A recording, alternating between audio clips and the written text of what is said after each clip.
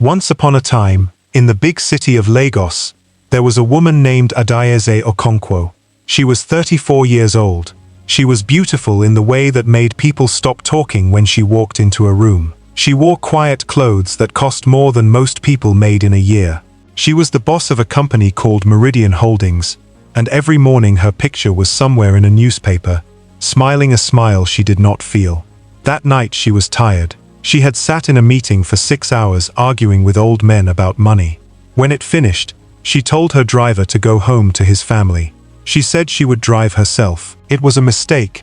The road she took was a shortcut. It ran through Ojuwoye, past the market that closed at 9 and the mechanic yards that never really closed. The street lights there had been dead for 2 years. Her car, a silver Range Rover that had never given her trouble, began to shake at exactly the wrong place. Then the engine coughed twice and died. She stopped by the side of the road. She turned the key. Nothing. She turned it again. Nothing. No, she said out loud. No, no, no. She reached for her phone.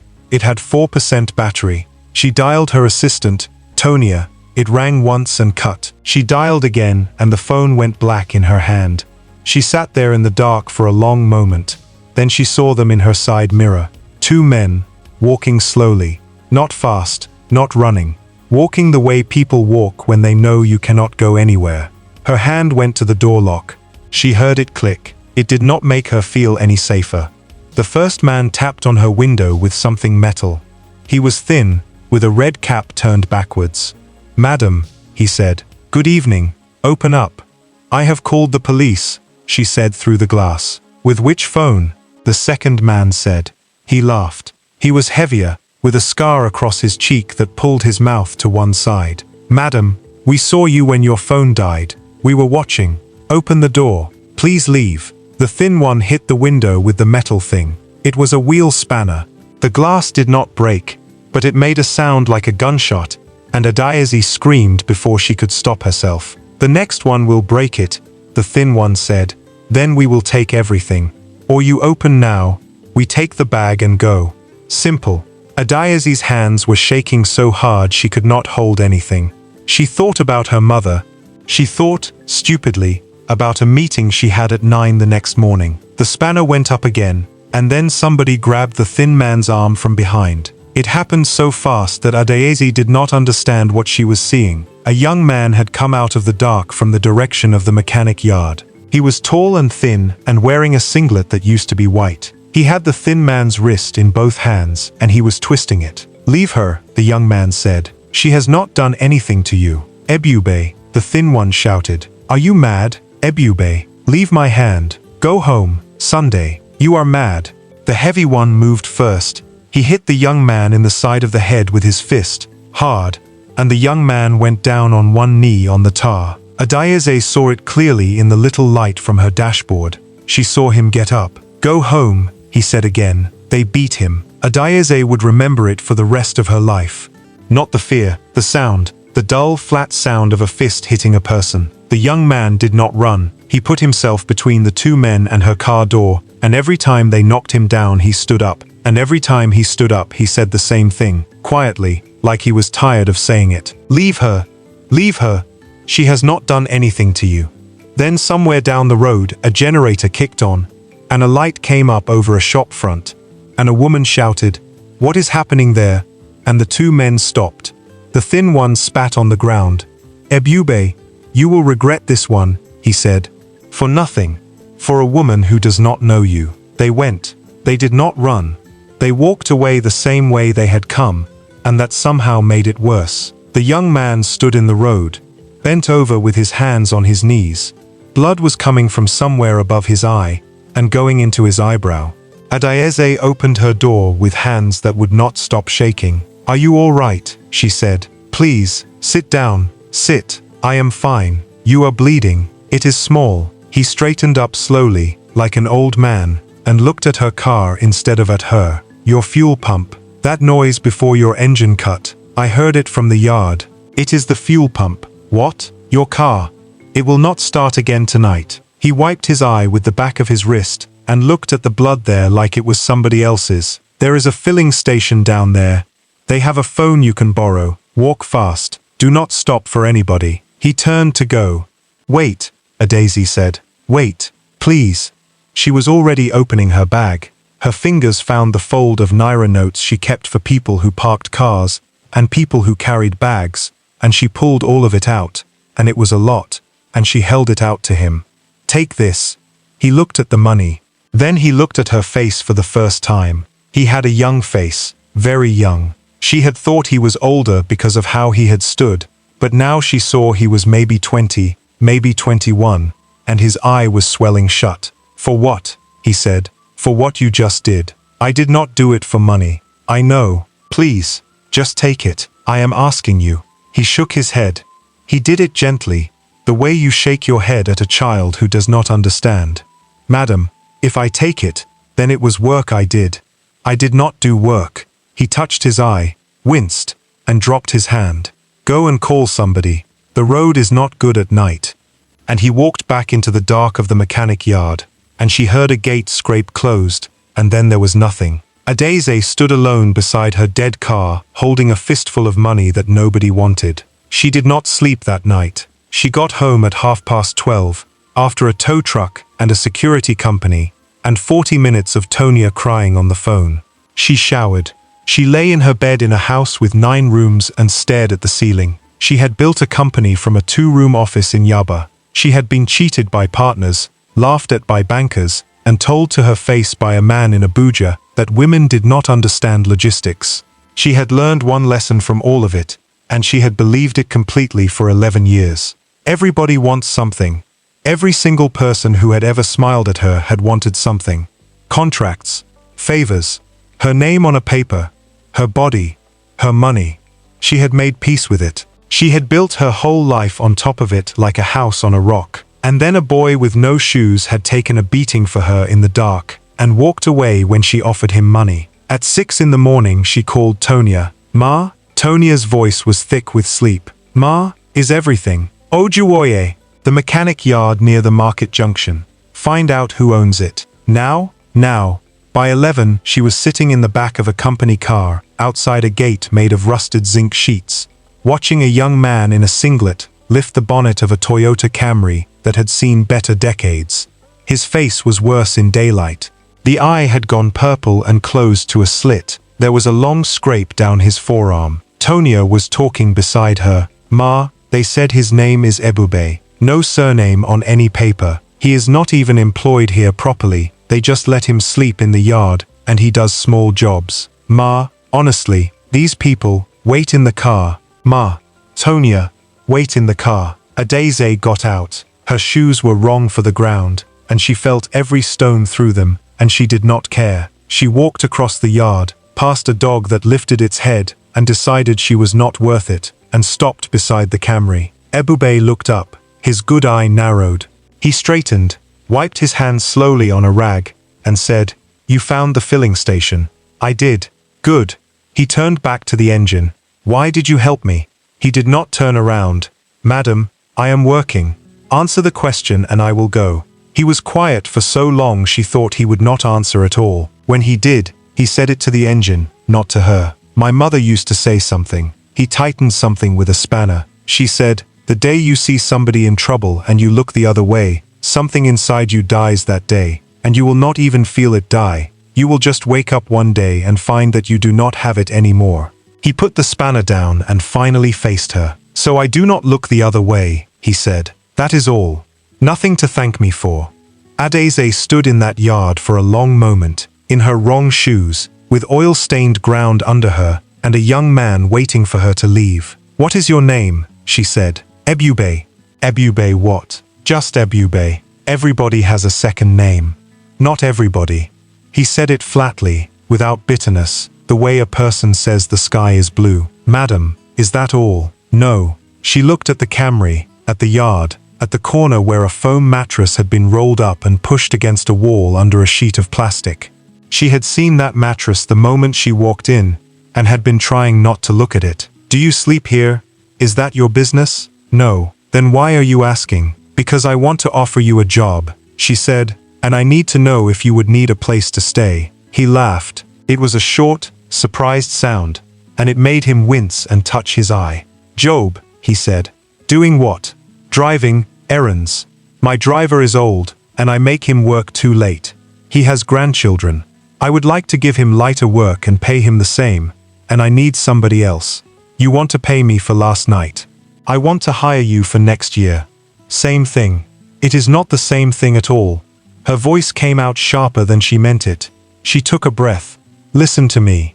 Last night I offered you money, and you refused, and I have been awake since then, thinking about why that annoyed me so much. It annoyed me because I could not put you anywhere. I know how to handle people who want money. I do not know what to do with a person who does not.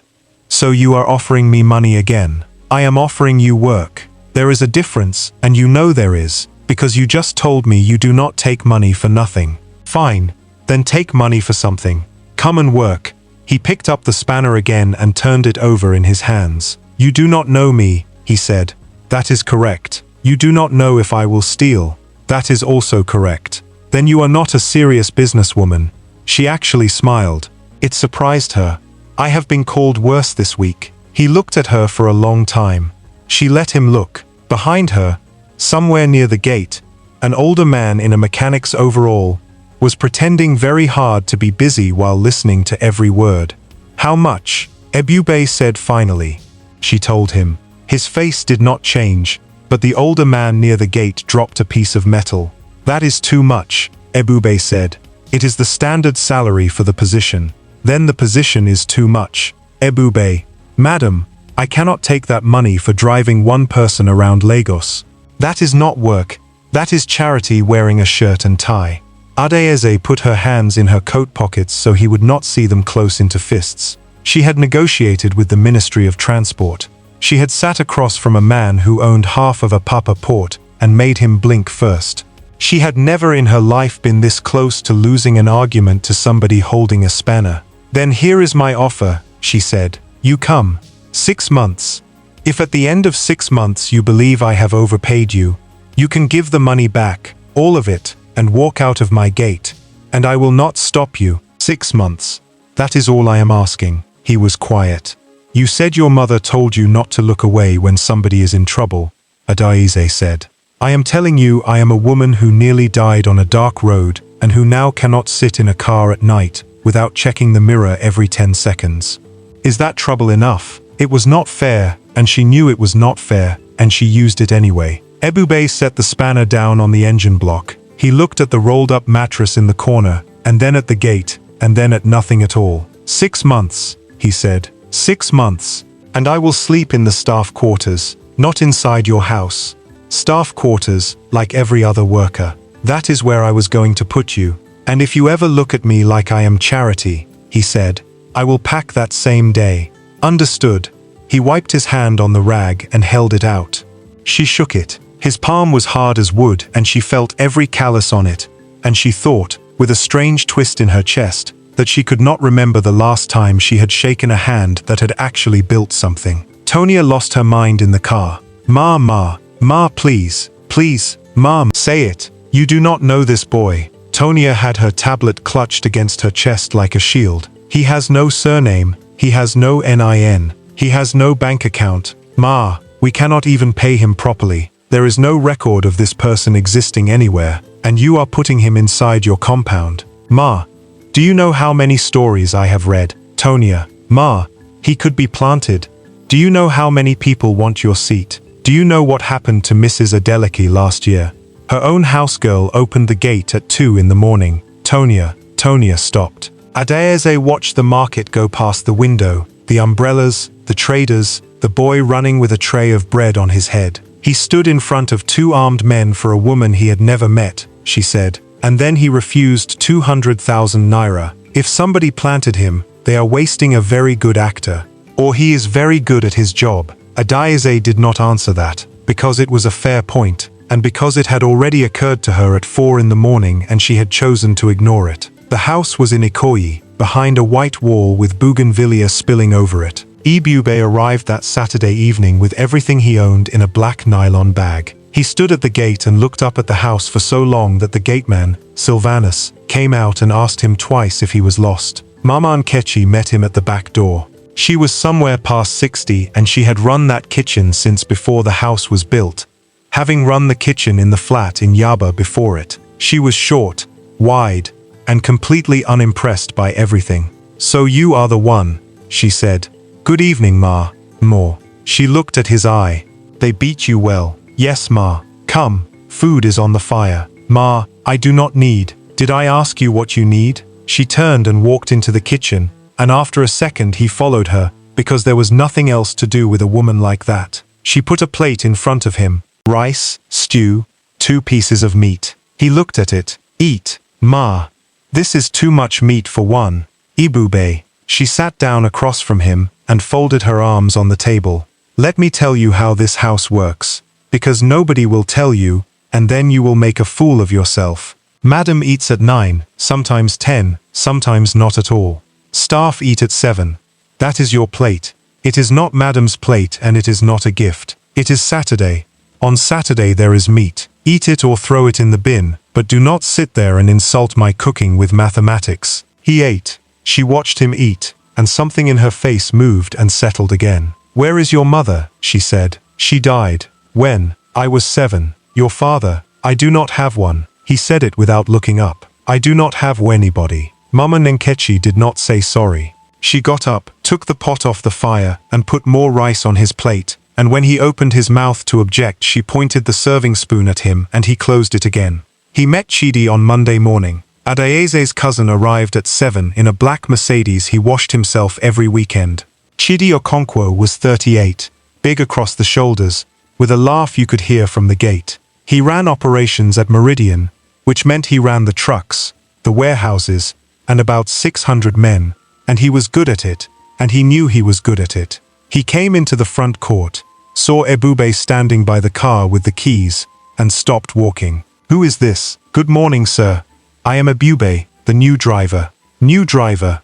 Chidi looked him up and down slowly. He took his time about it. "Since when do we have a new driver?" "Since Saturday, sir." "And where is Baba Segun?" "He is inside, sir. Madam said he will do morning runs only now." "Madam said." Chidi repeated the 2 words like they were something he had found in his food. Then he smiled, wide and easy. "All right, Ebube, welcome. Do you know how to drive?" "Yes, sir, because that car is worth more than any of us." "I know, sir." "Good." Chidi patted the roof of the Range Rover twice, the way you pat a horse, and went inside. At the top of the stairs he found Adaeze coming down with her phone against her ear. He waited until she finished the call. "Adaeze, Chidi, there is a stranger holding the keys to your car. There is an employee holding the keys to my car. You hired somebody without a background check." "I ran a background check." "There is no background. That is the whole point of him." Chidi laughed. Then he saw she was not laughing. "Ada," he said more quietly, "you are the chief executive of a company, with 400 million naira sitting in receivables, and a board that is looking for one reason to say a woman cannot hold this seat. Bello would love this. He would love it. She brought a boy from the street into her house. Then Bello can say it to my face. He will not say it to your face. That is exactly the problem." Chidi rubbed his jaw. "Where did you even find him?" "Ojuwoye." "Doing what?" Adaeze looked past her cousin, down the stairs, through the open front door, to where a young man in a driver's shirt 2 sizes too big was standing beside her car in the morning sun, not leaning on it, not sitting inside it, just standing straight with his hands behind his back, waiting. "Bleeding," she said. The house learned Ebube slowly, the way a house does. Sylvanus at the gate found out first that the new boy woke at 4:30, before anybody, and swept the front court without being asked. Baba Segun found out that the boy would not let him carry anything heavier than a folder. And Mama Nkechi found out, on the 4th day, that he had been washing his own clothes at night in a bucket behind the generator house, because he did not want to trouble the laundry woman. "Are you a small child?" she shouted at him. "Are you sick? Bring that bucket here. Ma, bring it." He brought it. She emptied it into the sink and stood there scrubbing his 2 shirts herself with her lips pressed tight together, which was how he learned that she was not annoyed with him at all. It was that same evening, while he was drying a plate for her because she had given up trying to stop him, that she saw the locket. He had bent forward to reach the top shelf. His shirt collar fell open, and a thin black cord swung out, and on the end of it was a small flat piece of metal, silver gone grey with age, shaped like an oval. Mama Nkechi caught his wrist. "What is that?" He put the plate down and tucked the thing back inside his shirt in one quick movement. "Nothing. Ebube. It is my mother's." Mama Nkechi let go of his wrist. She wiped her hands on her wrapper slowly and pulled out a stool and sat down on it. "Sit down," she said. "Ma. The plates. Ebube. Sit down." He sat. The kitchen was quiet. Outside, the generator had not been switched on yet, and you could hear the gate boy's radio playing something soft and far away. "Let me see it," she said. "Ma, I am not going to touch it. I am not going to take it. I am 63 years old, and I have buried a husband and a son, and I am asking to look at something that belonged to your mother. Will you show me, or not?" He sat very still. Then he reached behind his neck, and lifted the cord over his head, and held the little piece of metal out flat on his palm. She leaned close without touching it. It was old, older than him. The edges had been worn round by years of a thumb rubbing them. There was a hinge on one side, and a tiny catch on the other, and the catch had been broken and mended with a twist of copper wire by somebody who was not a jeweler. "It opens?" "Yes, open it." He worked the wire with his thumbnail. It took him a while. He had done it perhaps 100 times in 14 years, and each time he was afraid the hinge would finally give. It came open. Inside, on the left, was a photograph the size of a fingernail. It had been water damaged. You could see a woman's shoulder, and the side of a jaw, and a hand, and where a face should have been, there was only a brown cloud. "Is that her?" "I think so." He looked at it. "I cannot remember her face well enough to know." Mama Nkechi's mouth tightened. On the right side of the locket, scratched into the metal itself, not printed, not engraved by any machine, were 2 letters, and then a line of numbers. A.M. Then 4471A0398. "What is that?" Mama Nkechi said. "I do not know. You have carried this thing since you were 7 years old, and you never asked anybody?" "I asked." He closed the locket carefully and pressed the wire back down. "When I was small, at the home, I showed it to one of the sisters, Sister Bernadette. She said the letters might be somebody's name. She said the numbers might be a bank thing, or a hospital number. She said I should be careful who I show it to." "Why?" "Because that was the last thing my mother said." Mama Nkechi waited.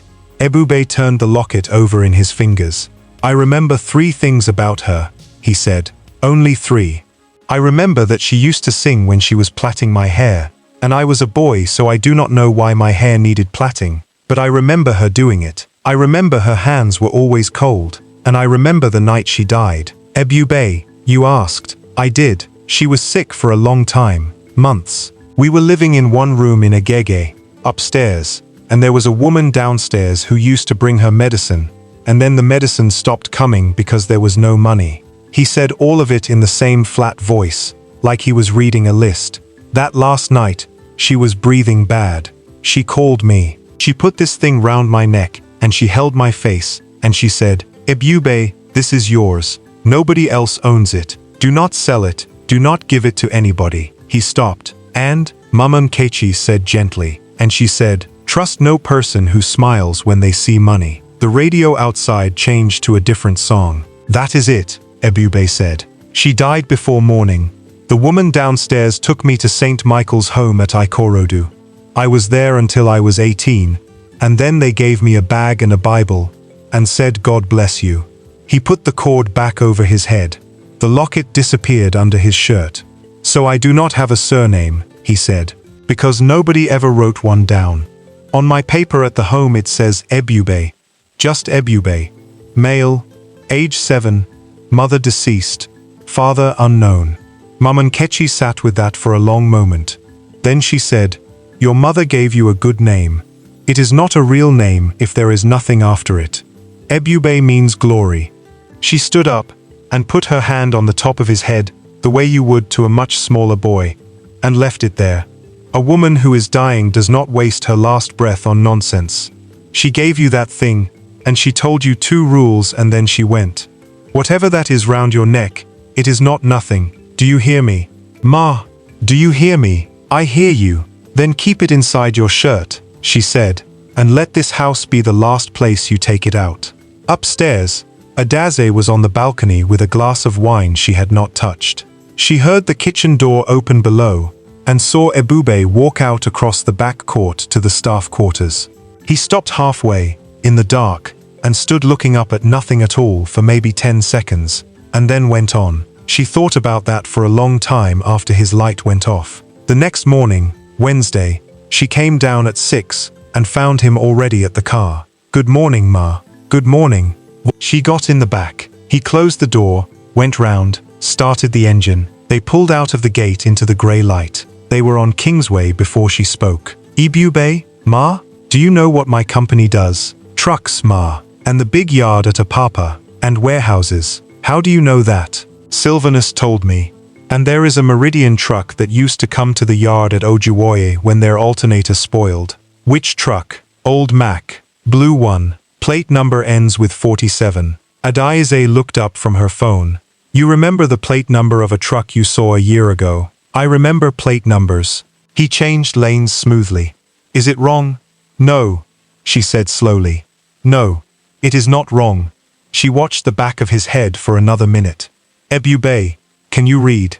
Yes, Ma. A pause. Sister Bernadette taught me. I read fine. My handwriting is bad. Have you ever thought about school? His hands did not move on the wheel, but something in his shoulders changed. Ma, we agreed. I am asking a question, not offering. You are offering. He met her eyes in the mirror for half a second and looked back at the road. You are offering, and the answer is, I do not want it. I did the mathematics a long time ago. To go back to school, I need a certificate. To get a certificate, I need to enter as an adult candidate. To enter as an adult candidate, I need a birth certificate or an affidavit. To swear an affidavit, I need somebody who can swear that they knew me from birth. He signaled and turned. There is nobody alive who knew me from birth, he said, so there is no road. It is not sad, Ma. It is just arithmetic. Please do not do that thing rich people do where they hear a problem and start looking for the door key. There is no door. Adaeze did not answer. She looked out of the window at the traffic starting to build on the bridge, and at the water, and at the boats sitting still on it, and she felt something she had not felt in 11 years and could not immediately name. It took her until Marina to name it. It was shame. The audit started on a Thursday and it was supposed to be boring. It was a compliance review, the kind the banks demanded every 3 years before they would renew the credit lines. 6 young people from a firm in Victoria Island came with laptops and took over the small conference room on the 4th floor, and for 11 days they asked for documents and nobody thought about them at all. On the 12th day, one of them knocked on the door of barrister Ejiro Onadeko's office. Ejiro was Meridian's company secretary and legal counsel, and had been for 9 years. He was a small, tidy man of 51, with reading glasses that lived on a cord around his neck, and he had one great professional love, which was paperwork that made sense. Sir, come in. The young auditor was called Fikayo. He had the specific look of a person who has found something and is afraid it might be his own mistake. Sir, the shareholder register. What about it? Sir, 62%. Ejiro put down his pen. Sit down, he said. Fikayo sat. He turned his laptop round. Sir, Meridian Holdings has issued shares in 4 classes. Class A is the executive block. That is Mrs. Okonkwo, 22%. Class B is the institutional investors. That is the bank and the pension fund, 11.4. Class C is staff and small holders, 4.6. Then there is Class D. Yes, 62%, sir. Held by an entity called Nkasiobi Trust. Registered 1999, before Meridian existed. There is no contact address. There is no director listed who is alive. Every year for 11 years, the annual return for that block is filed by a firm in Abuja called Bassi Ifiani and Company. And every year they file the same 3-line letter, saying the trust abstains from all votes and waives all dividends. Yes, Ejiro said again. Sir, 62% of this company is owned by nobody. and it has never voted, and it has never taken 1 naira, and nobody in the building can tell me who it is. Fikayo's voice had climbed. Sir, my supervisor is going to ask me if I asked. You asked. Sir? Ejiro took off his glasses and polished them on his tie, which was what he did when he needed 10 seconds. He had asked the same question 9 years ago, in his first month. He had been told by the then chairman, a man now dead, that the Class D block was a legacy holding from the original capitalization, that it was dormant, that it was permanent, and that a wise lawyer would file the returns and leave it alone. He had filed the returns for 9 years. He had left it alone. Fikayo, he said, do you know how Meridian was founded? Mrs. Okonkwo founded it, sir. 2011. That is what everyone says. It is not exactly what happened. Ejiro put his glasses back on. In 2011, Adaeze Okonkwo was 22 years old, with a diploma and 1 leased truck. She was operating as a sole trader. Somebody came to her and offered to buy her operation into an existing dormant shell company that already had a haulage license. Licenses which at that time took 4 years to obtain. She kept management control. She got the license. The shell company kept its majority. Who owned the shell? That, Ejiro said, is the question you have just asked me. He sent Fikayo away and locked his door, and did not go home that night. The file room in the basement had not been properly touched since the move from Yaba. He found the box on the 3rd shelf, marked 2011 Incorporation, and carried it upstairs, and started at the beginning. The trust deed was there. 41 pages, typed on a machine, photocopied so many times the letters had gone soft. He read all of it twice. By 2 in the morning he had understood 4 things. The first was that Nkasiobi Trust was not a company. It was a private trust holding shares in 22 different entities, of which Meridian was one and, judging by the schedule, not the largest.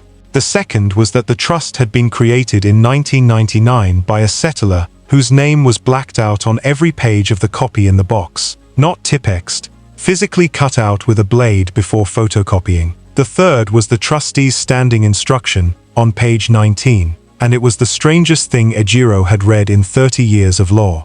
The trustee shall not vote, shall not draw income, shall not interfere in the management of any holding, and shall take no step to identify itself, until such time as the beneficiary attains the age of 21 years complete, whereupon the trust shall vest absolutely, and the trustee's duty of concealment shall end. The fourth thing was on page 21, and it was a date, the beneficiary's date of birth, blacked out except for the year, 2005.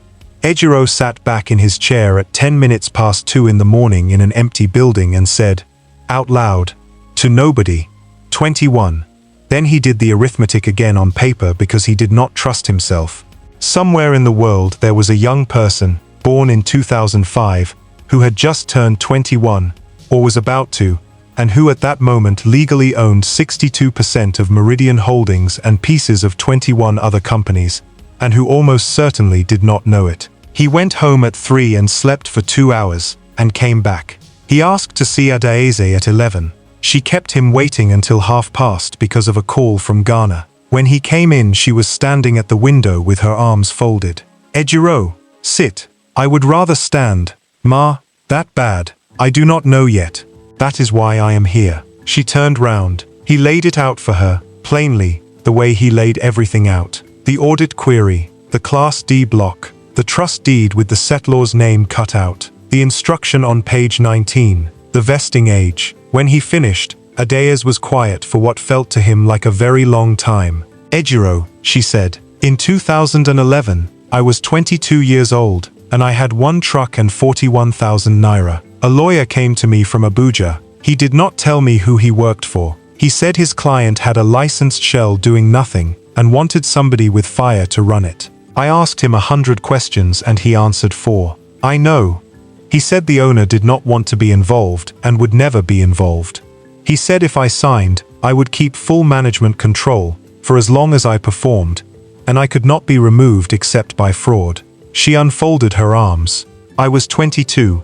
I had nothing. I signed. Ma, that agreement is still binding. You cannot be removed except for cause. I checked that first. Then what is the problem? The problem, Ejiro said carefully, is that for 15 years this company has effectively been ownerless.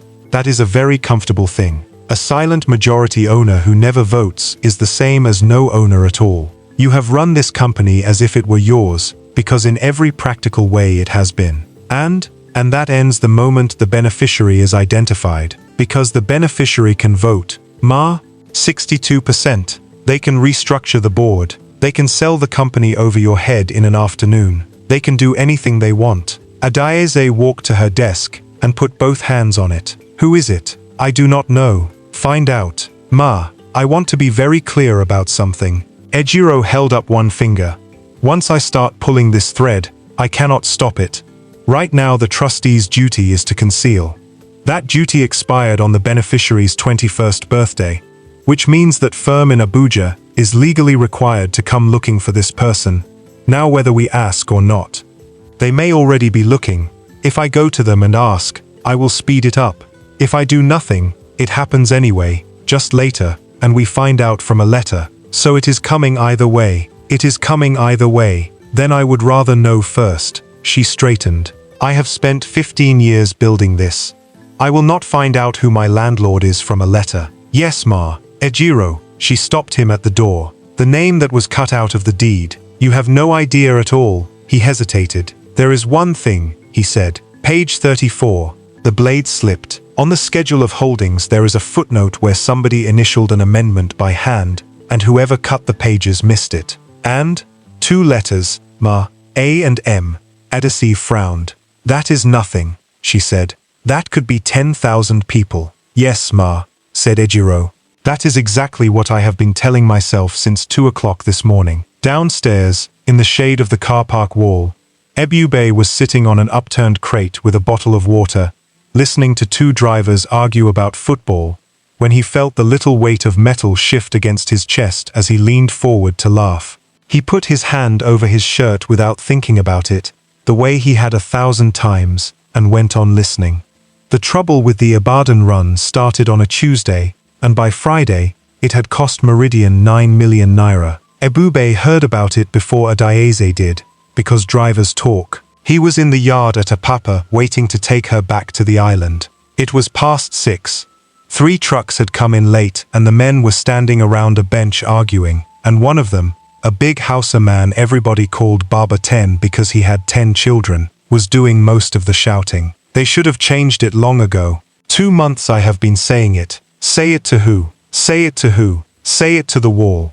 The wall listens better than the office. Ebube walked over. Baba, what happened? Ah, driver boy. Baba 10 made room on the bench. Sit down. Let me tell you something that will make you cry. The problem was this. Meridian ran containers from Apapa to Ibadan and back.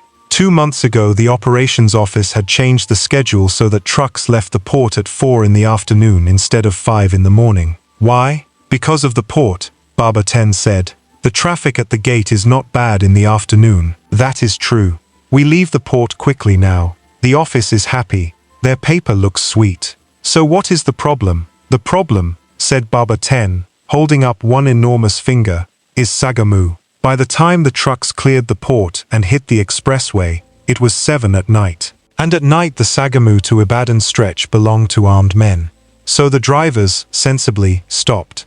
They parked at the filling station complex at Ogere and slept in their cabs and went on at first light. Every truck, every night, 12 hours we sleep on the road. And the office knows that we reach Ibadan. That is what they measure. Baba 10 spread his hands. Nobody measures the sleeping. Ebube sat there for a long moment. How many trucks? 14. Every day since October. Ebube did the sum in his head, and it made him feel sick. He said nothing about it that night. He said nothing the next day either. On Thursday, driving back from a meeting in Lekki, with Adayeze in the back on her 3rd phone call, he waited until she dropped the phone into her lap and rubbed her eyes. Ma, can I ask you a question about the company? She opened her eyes. Go on. How do you pay for the trucks? Not the fuel, the truck itself. Lease, most of them. Why? Do you pay by day or by the trip? By day. So if a truck does not move for 1 full day, you still pay. Correct. How much for 1 day? Adaze sat up. Ebube. How much, ma? Depending on the unit. Between 60 and 90,000 naira a day, all in. Lease, insurance, driver, security. Why are you asking me this? Ebube took the turn onto Azumba Mbadiwe. Ma, 14 of your trucks sleep at Ogere every night since October, he said. 12 hours. Because the office changed the departure time from 5 in the morning to 4 in the afternoon, so that the trucks can leave the port quickly and the port number will look fine. But the drivers cannot run the Sagamu road at night, so they park. The car was very quiet. Say that again, Adaeze said. He said it again. Who told you this? The drivers, Baba 10 and the others. Ma, they said they have reported it many times. Reported to who? Operations. Adaeze sat forward and put her hand on the back of his seat. Take me to the office. Ma, it is past 7. Take me to the office. Ejiro was still there. Because Ejiro was always still there. Adaeze made him pull the Portgate logs and the Ibadan delivery receipts and the lease invoices, and the three of them, plus a yawning young man from finance who had been caught in the lift, sat in the boardroom until 11:30 with paper all over the table. At 11:40, Adaeze said, "There it is." She turned the sheet round. Port exit times, October to now, excellent. Best in the company's history. Ibadan arrival times, acceptable. Total kilometers driven per truck per day, down 31%. 31%, she said, for 11 weeks. Ejiro, what is that in money? Ejiro had already worked it out, and had been sitting on it for 10 minutes, because he did not want to say it. About 9 million naira, ma. Possibly closer to 10. Adaeze put down the paper. She looked down the long table to the far end, where Ebube was standing near the door, because he had refused 3 times to sit. Ebube, ma. How did you see this? I did not see anything, ma. Baba 10 saw it. Everybody in that yard saw it. They have been shouting it for months. He shifted. The only difference is that the person who drives you can also sit down on a crate. Ma, said the young man from finance, carefully. With respect, the operations dashboard is designed by... I know who designed it, Adaeze said. Chidi came at 8 the next morning without being called, which told her he had already heard. He shut the door. Ada, sit down. I would rather... Chidi, sit. He sat. He put both hands flat on his knees. Before you say anything, he said, I know. I got the figures at 6 this morning. I have already moved departure back to 5 a.m. from Monday. It is done. 11 weeks. 11 weeks. 10 million naira. 9.4. He met her eyes. Ada, I am not going to sit here and pretend I did not do it. It was my instruction. The Port Authority was fining us for gate congestion in the morning window. You remember, you were in that meeting, and I found a way to stop the fines. It stopped the fines. It saved us 400,000 a month in penalties, and cost 800,000 a week in dead trucks, which I did not see. His jaw worked. Because the dashboard measures port exit and delivery time, and I was watching the number that was on fire. The drivers told you. The drivers tell me 40 things a week. They told you this one. Yes, Chidi said. Yes, they did. And I did not listen, and I am going to be paying for that in this chair for a long time, and you are entitled to say every single thing you are about to say. Adaeze was silent for a moment. That answer had disarmed most of what she had prepared, and he had known it would. Because he was not a stupid man. Fix it, she said, and go and stand in that yard on Monday morning at 5, and shake every one of those men's hands. Yes, that is all. He stood. He got as far as the door. Ada, one question. Yes, where did the figures come from? She looked at him. Does it matter? It matters to me. It came from the yard, Chidi. It came from where it always was. Somebody just carried it up the stairs. Chidi nodded slowly and left, and closed the door very gently, and stood in the corridor for a second with his hand still on the handle. Then he went down to the car park. Ebube was polishing the wing mirror with a cloth. He straightened up. Good morning, sir. Ebube. Sir, you were in the boardroom last night. Yes, sir. I was standing by the door. And? Standing by the door. Chidi smiled. It reached his mouth and stopped there. You know what my job is. Operations, sir. Operations. 640 men. 81 vehicles. 9 yards. He came closer. I have been doing it for 9 years. I built that Apapa yard from red sand. There was nothing there. Do you know what was there before? Water. It was water, and I filled it. Yes, sir. And last night my cousins sat in a room with a piece of paper and a driver and took me apart. Sir, I was not. I am not angry with you. Chidi held up a hand.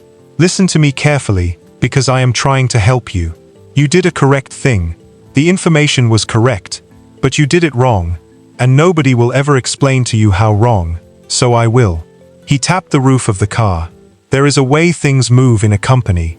Driver to yard supervisor. Yard supervisor to fleet manager. Fleet manager to me to her. Every one of those men has a name and a family and a mortgage and a reason to be there. When you jump all of them and go straight into the back seat of the CEO's car, you did not just carry information. You told 6 people that their whole life's work can be walked past by a boy with a cloth in his hand. Ebube said nothing. You will not last 3 months here, Chidi said, not unkindly. Not because of me, because of them, because the day you need one of those 6 men to do you a favor, they will remember. Sir, yes, when Baba 10 told the yard supervisor, and the yard supervisor told the fleet manager, and the fleet manager told you, Ebube said quietly. How far did the information reach? Chidi went still. Sir, I did not jump the line. Ebube said, the line is blocked. I did not build it, and I did not break it. I only carried the paper. For 4 or 5 seconds, Chidi did not move at all. Then he laughed, once, and shook his head, and walked away across the car park, and got into his Mercedes, and sat in it without starting the engine. He took out his phone. Emeka, it is Chidi.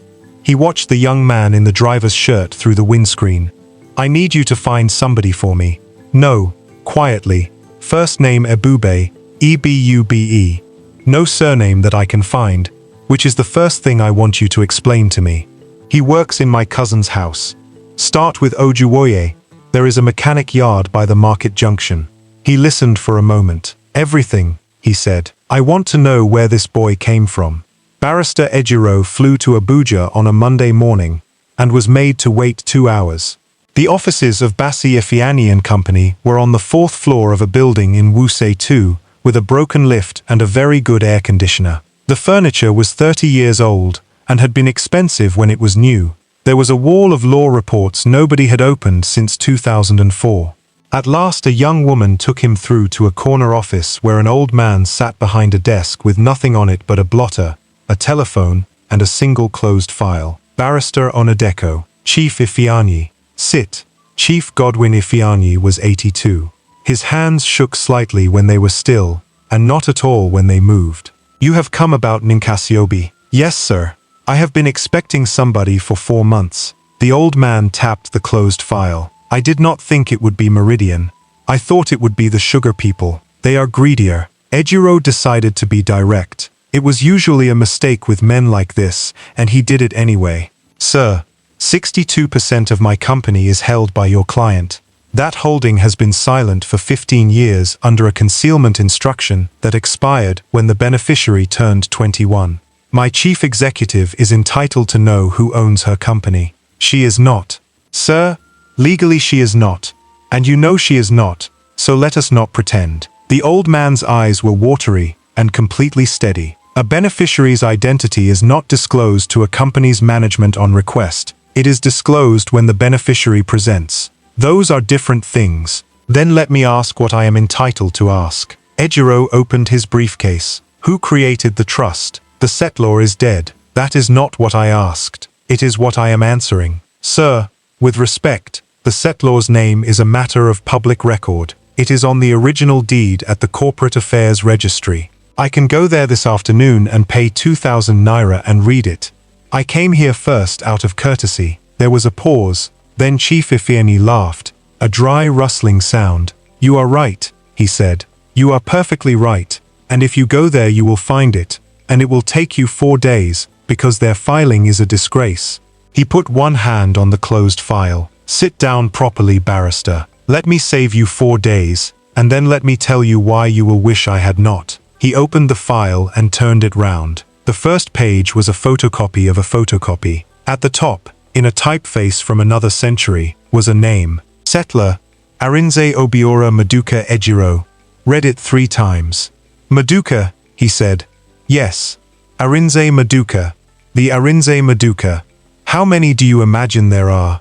Ejiro sat back. Every Nigerian over 30 knew the name, and almost nobody under 20 did, which was itself a kind of achievement. Arinze Maduka had built cement, then ports, then shipping, then things nobody could properly explain. In 1998, an American magazine had put him on a list and called him, in a headline that ran in every newspaper in Lagos for a week, the richest man alive. He had hated it, he had sued them and lost, and in 2006 he had simply stopped. No interviews, no photographs. He sold what could be sold, folded the rest into structures no journalist could follow, and moved to a house outside Nsukka, and 11 years later, a 2-line announcement said he had died there. He had no children, Ejiro said. That, said Chief Ifeanyi, is the most successful lie I have ever helped to tell. Ejiro looked up sharply. I was his lawyer, for 41 years, the old man said. I was his friend for perhaps 6 of them, which with that man was a great deal. Everything you have read about him is either wrong or old. He was not a recluse. He was a frightened man, and he had reason. Sir, in 1997, his brother's son was taken from a school gate in Enugu, 11 years old. They asked for money, and Arinze paid it in 6 hours. All of it, without arguing. They killed the boy anyway. The old man's hands were quite still on the desk. After that he understood something that most rich men never understand. He understood that his money was not a wall around his family. It was a light shining on them. The air conditioner hummed. So when a woman he loved told him she was carrying his child, Chief Ifeanyi said, he did the only thing he could think of. He gave her the choice, and she chose. Chose what? To disappear, completely, no marriage, no name, no money that could be traced. She went, and he did not follow, and he did not know where she was, and that was the entire point, because a man cannot be tortured into giving up what he does not know. Ejiro found that his mouth was dry. And the trust. The old man's finger tapped the file again. He came to me in 99, and he said, Godwin, build me a box. Put everything I can spare inside it. Lock it so that no man on earth can open it, including me. And set it to open by itself on the child's 21st birthday, when the child is grown and I am dead, and nobody is left who cares enough to hurt anybody. He gave the child a fortune he could never deliver. He gave the child a fortune that could not be stolen. There is a difference, and it cost him everything he had left. Chief Ifeanyi's voice did not change, but something behind it did. He died in 2017. He had not seen that child's face, not once, not a photograph. Ejiro sat for a while without speaking. Sir, he said at last, the trust vested 4 months ago. Yes, then where is the beneficiary?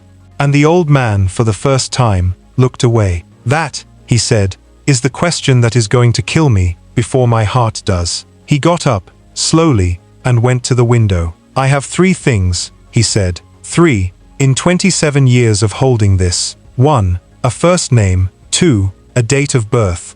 3, a number I issued myself, 4471-A-0398, which the mother was given on a piece of metal on the day she left Lagos, and which I told her, this is your child's key, and if you ever need it, walk into any branch of any bank in this country, and say those numbers to a manager, and they will telephone me. He turned round. She never called, he said, not in 21 years. Not when she was well, and I have to assume, not when she was not. Sir, what is the first name? Chief Ifeanyi looked at him for a long moment. I have 5 investigators, in 4 states, he said. I have quietly paid for searches of every registry, every school, every hospital record from that year. Do you know what I have found? 211 people of the right age with that name. 211, barrister. Because he chose a common name on purpose. He said, give him a name 100,000 boys will carry. Him. The old man's mouth tightened. He had not meant to say it. Sir, please, the name. You are the legal officer of one of the holdings, Chief Ifeanyi said. You are the last person on this earth I would hand a name to.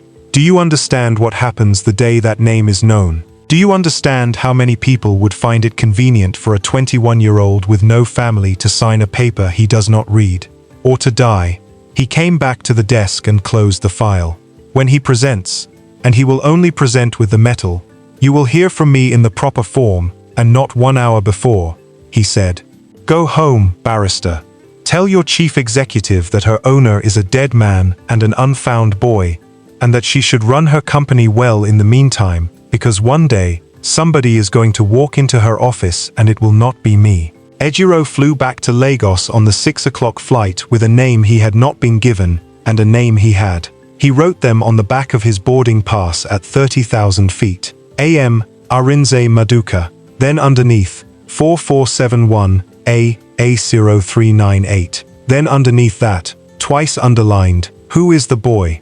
That same evening, 250 kilometers away, a young man called Emeka sat on a plastic chair outside a convent gate in Ikorodu with 2,000 naira in an envelope, waiting for a retired nun who had spent 30 years running the intake register at St. Michael's Children's Home. She came out at 6:30. Sister Bernadette. Yes? Good evening, sister. My name is Emeka.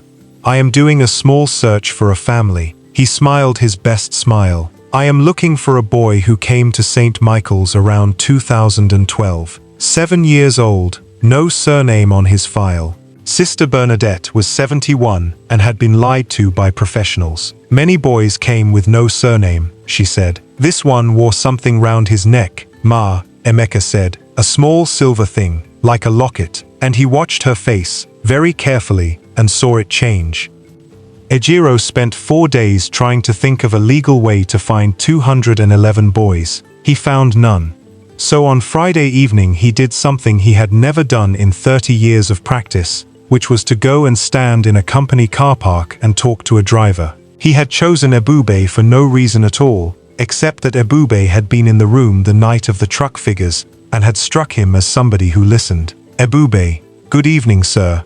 Are you busy? Madam is upstairs till 8. Sir, walk with me. They walked to the low wall at the end of the car park where the drivers sat. Ejiro sat on it, which surprised Ebube enough that he sat too. I want to ask you something, Ejiro said, and it is going to sound strange. Okay, sir, when you were at that yard in Ojuwoye, and before that, wherever you were, did you ever hear anybody talk about a trust? Ebube looked blank. Trust, sir? A legal thing, where a person keeps property for another person. No, sir. Have you ever heard the name Maduka? There was a Maduka at the home, Ebube said. Chine Midu Maduka. He had a bad leg. That is not the one. Ejiro rubbed his eyes under his glasses. Never mind, I am chasing shadows. They sat for a moment. Sir, what happened? I am looking for somebody who does not want to be found and does not know he is lost. Ejiro said, 21 years old. First name only. That is all I have, and I do not even have the first name. Ebube laughed. Sir, that is half of Lagos. I know. What did the person do? Nothing at all, Ejiro said. That is the sad part. Somebody left him something a very long time ago, and everybody who could have told him is dead. The lift doors opened across the car park, and a security man came out and called something, and Ebube stood. Sir, Madam is coming. Yes, go. Ebube took 3 steps and stopped and turned round. Sir, he said, the person you are looking for, if he has no name, how will you know him when you see him? Ejiro was already standing, brushing off his trousers, and he answered without thinking about it, the way a tired man does. He would be carrying a number, he said, on something metal. Ebube did not move. He stood in the middle of the car park with his mouth slightly open and the keys hanging from his hand, and Ejiro, halfway to the lift, saw his face and stopped walking. Ebube, sir, his voice had gone strange. What did you say? I said he would be carrying a number. Ejiro came back. Slowly, on something metal. Why? Sir, what is the number? Ebube, sir. Ebube's hand had come up to his own chest, flat, over his shirt. He did not seem to know it had. Please, what is the number? Ejiro stared at him. Then he took out his wallet, and from behind his ID card he pulled a folded boarding pass and unfolded it with fingers that had begun, very slightly, to shake. 4471, he read. -A-0398. Ebube did not say anything. He turned round and walked away. Ebube, he kept walking. He walked out of the car park and past the gate, and the guard called after him, and he did not stop. Ejiro found him 40 minutes later. He found him because he drove around 3 streets slowly with his hazard lights on, and eventually saw him sitting on the concrete edge of a drainage channel on Legali Ayorinde with his elbows on his knees, watching cars. Ejiro parked badly and got out and came and stood beside him. May I sit? Free country. Ejiro sat on the concrete in a suit that cost more than the drainage cover. They watched the traffic for a while. I left my madam at the office, Ebube said finally. I called her. I told her I sent you on an errand. You lied to her. Yes. Why? Because I do not yet know what is true, Ejiro said. And until I do, I would rather not put a wrong thing in her head. Ebube nodded slowly. Then he said, How did you get that number? An old man in Abuja gave it to me. He is a lawyer. He has been holding it for 27 years. Holding it for who? For a woman who left Lagos in 2005, carrying a child. Ebube's hands were pressed together between his knees, so hard the knuckles had gone pale. Sir, he said, let me tell you something. And after I tell you, I want you to stand up and enter your car and forget that you ever saw my face. All right, I have been in Lagos 21 years. I slept in a mechanic yard. I slept under a bridge for 3 months when I left the home. I have carried cement. I have pushed a wheelbarrow. I have washed cars at Ojuwoye for 300 naira. He turned his head and looked at Ejiro directly. Do you know how many people have come and told me that they have something for me? Ebube. 4. He held up 4 fingers. 1 pastor, 2 of them at the home, and 1 man at Oshodi who said my father was a senator, and he needed 80,000 for filing fees. 80,000. Sir, I was a gateman at a plaza at that time. 80,000 was 8 months. You paid him. I did not have it to pay. Ebube looked back at the road. That is the only reason I still have this thing on my neck. He reached up and pulled the cord over his head and held the locket in his closed fist. So do not be angry, he said, if I am not jumping. Ejiro sat very still. I am going to say something, he said, and I want you to listen to all of it before you decide. Say it. I have not asked you for 1 naira. I will not ask you for 1 naira, tonight or ever, and if I ever do, you should stand up and walk away, and that will be the proof that I was lying. He put both hands on his knees. I do not need your money, Ebube. I earn 19 million naira a year. I have 2 children in university in Canada and a house in Magodo that is paid for. There is nothing on this earth you can give me. Then why are you doing it? Because I have filed a 3-line letter every year for 9 years, about 62% of a company, Ejiro said, and 4 months ago, I found out that block belongs to a person, and that person has been alive somewhere all this time, with nothing, and I have not slept properly since. Ebube opened his fist and looked at the locket. What if it is not me? Then it is not you, and we will know in 1 minute, and I will drive you home and neither of us will ever speak of it again. And if it is me, Ejiro was quiet. Then your life ended tonight, he said, and another one starts, and I am not going to insult you by telling you it will be a better one. Ebube worked the copper wire with his thumbnail.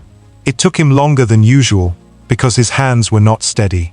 The locket opened. He held it out, flat on his palm, in the orange light of a street lamp on Legali Ayorinde, with the traffic going past. Ejiro leaned forward.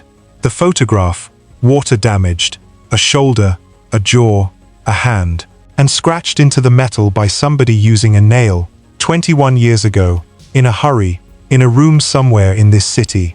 AM 4471A-0398. Ejiro did not touch it. He sat back very slowly, and took off his glasses, and pressed his fingers into his eyes, and stayed like that for a long time. Sir, give me a moment. Sir, is it the number? It is the number. Sir. Ebube. Ejiro put his glasses back on. His voice had gone rough. What was your mother's name? Ngozi. Ngozi what? I do not know. Nobody wrote it down. Did she ever tell you anything about your father? She said he was dead. Ebube closed the locket. Sir, everybody's father is dead when you are poor. It is the answer you give a child, so that he will stop asking. Ejiro nodded. His name, he said, was Arinze Obiora Maduka. He died 9 years ago, in a house outside Nsukka. He never knew where you were, and he spent the last 20 years of his life making sure he could not find out. Because in 1997, men took his brother's son from a school gate and killed him even after the money was paid. Ebube stared at him. Your mother did not run from him, Ejiro said. She ran for you. He asked her to, and she agreed, and it cost both of them everything. And he put what he could into a box that no man could open, and set it to open by itself, on the day you turned 21. The traffic went past. Sir, Ebube said. His voice had almost no sound in it. What is inside the box? I do not know the whole of it. Nobody does except an old man in Abuja, and he will not say. Ejiro took a breath. But I know one part, because I have filed the returns for it every year, for 9 years. What? 62% of Meridian Holdings. Ebube did not understand at first. Ejiro watched him not understand. Then he watched it arrive. Meridian, Ebube said. Yes. Meridian, where I drive her car. Yes. Ebube stood up. He walked 4 steps into the road, and a car swerved and blew its horn, and he did not hear it, and Ejiro was up, and had him by the arm, and pulled him back onto the concrete. Sit down, sir, I sweep her yard. I know. Sir, I sweep her yard in the morning. She gave me a shirt. The shirt does not even fit me. His voice cracked in the middle. Sir, I collect a salary from that woman. Every month, I collect it in my hand. Ebube, it is mine. He said it like a child. It is my own company, 62% of it, Ejiro said quietly, and 21 other companies, and I do not know what else, and yes, it is yours. It has been yours since the day you were born. Ebube sat down on the concrete edge of the drain and put both hands over his face and stayed like that. And Ejiro stood over him in the dark with his hand on the boy's shoulder while the cars went past on Legali Ayorinde. Ejiro drove him back at midnight and stopped 2 streets from the gate. Sir, why did you stop? Because I want to say one thing to you before you go in there. And once you walk through that gate, everything changes. Ebube waited. You have to tell her, Ejiro said. Not tomorrow. Not next week. As soon as you can find the words. Sir, listen to me. I am a lawyer.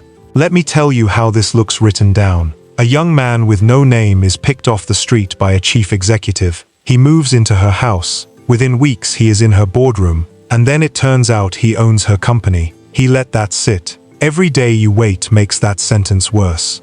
Every single day. Ebube looked out of the windscreen. And if I tell her tomorrow, he said, what will she do? I do not know. Sir, I will tell you. Ebube's voice was flat. She will look at me, and she will start to remember. She will remember the night at Ojuwoye. She will remember how I refused the money. She will remember how I said I did not want school. He turned, and she will ask herself one question. Just one. She will ask herself, how did this boy find me? Ejiro said nothing, because it was true. That woman does not trust people, sir. She does not trust anybody. She told me one time that for 11 years everybody who smiled at her wanted something. Ebube pulled at the door handle and did not open it. The only reason she trusts me is because I have nothing. The day she hears that I have everything, that trust will die that same minute. And nothing I say after that will bring it back. Then you tell her tonight, Ejiro said, while it is still small. It is not small, sir. Ebube. Sir, thank you. He opened the door. Thank you for not lying to me at that drain. But this one is not yours. It is mine. He got out and shut the door and walked to the gate. The next 2 weeks were the worst of Adaya's year, and she could not explain why. Nothing happened. That was the problem. Nothing happened at all, and everything was different. He was still there at 5:30. He still opened the door. He still called her Ma, but something had gone out of it, and she caught herself listening for it, and hating that she was listening for it. On the Wednesday she noticed he had stopped talking about the yard. On the Friday she asked him a question about the Ibadan road, and he answered in 6 words. On the Monday of the second week she looked up from her phone on the third mainland bridge, and saw, in the mirror, that he was not looking at the road at all. He was looking at nothing. His hands were on the wheel, and his eyes were open, and he was somewhere else entirely, and they were doing 80. Ibube. He jumped. The car twitched in the lane. Sorry, Ma. Pull over, Ma. We are on the... Then pull over when you can. He came off at Adeniji, and stopped under the flyover, and put on the hazards. Adieze got out of the back, and got into the front passenger seat, which she had never done in her life, and shut the door. Look at me. He looked at the steering wheel. Ebube. Look at me. He looked at her. He looked terrible. He had lost weight in 2 weeks, and there was a grey tiredness under his eyes. What is going on? Nothing. Ma. Do not do that. Ma. I have run a company for 15 years. I have watched 200 people lie to me in that exact voice. She kept her own voice level. You have not eaten properly in 10 days. Mamankechi told me. She said you sit down with a plate and you push it around. Mamankechi talks too much. Yes, she does. Are you sick? No, Ma. Is somebody threatening you? Is it those men from Ojuwoye? No. Do you owe somebody money? No. Then what? He gripped the wheel with both hands. Ma, if I tell you that I have one thing that I cannot talk about, he said, and I am not doing anything bad, and I am not planning anything bad, will you allow me? No, Ma.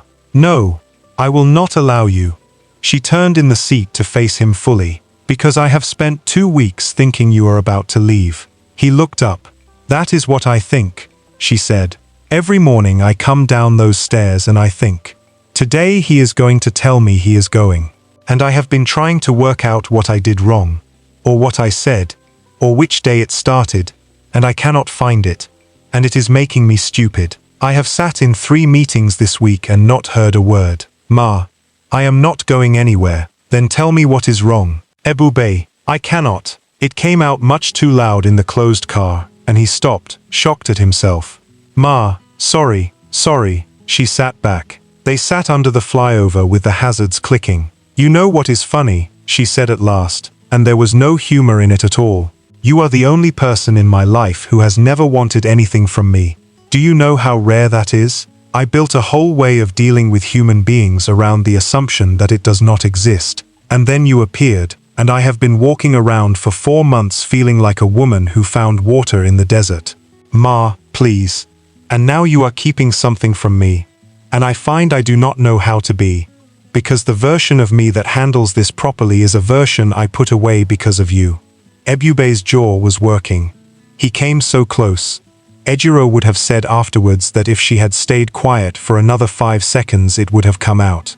But she said, quietly, just tell me it is not something that will hurt me. And that was the sentence that closed his mouth, because he could not answer it honestly, and he would not answer it dishonestly. Ma, he said, let me drive you to the office. She got out of the front seat and got into the back, and did not speak to him again that day. Chidi came to her office on Thursday afternoon with a folder. Ada, I need 10 minutes. You have 5. Then I will use them. He sat down and put the folder on her desk and did not open it. 6 weeks ago, I asked a man to look into your driver. Adias went very still. You did what? You heard me. Chidi, before you shout at me, I want you to remember something. He tapped the folder. In February, you brought a stranger, with no documents, into your house. I asked you to run a check. You refused. I am the head of operations of this company, and I am also, whether you like it or not, the closest thing you have to family in Lagos. So you investigated a member of my staff behind my back. Yes, get out. Ada, get out of my office. His name is not Abube, Chidi said. Adiaze stopped. Chidi opened the folder. St. Michael's Children's Home, Ikorodu. Intake Register, March 2012. He turned a photocopied page towards her. Child admitted. Male, age 7. Brought by a neighbor from Agege. Name recorded as Ebube. No surname. I know all of this. He told me all of this. Did he tell you what was written in the remarks column? She did not answer. Chidi's finger moved down the page, to a line of faded biro handwriting. Child wearing silver locket, refuses to remove. Contains photograph and reference number. Sister Bernadette advises retain and do not record number in file. Adayeze read it twice. So a nun looked at that thing in 2012, Chidi said, and made a decision not to write the number down. Why would she do that? I have no idea. Neither do I. But here is what I do know. He turned another page. Between January and March of this year, 4 separate registry searches were conducted in 3 states for male children born in 2005.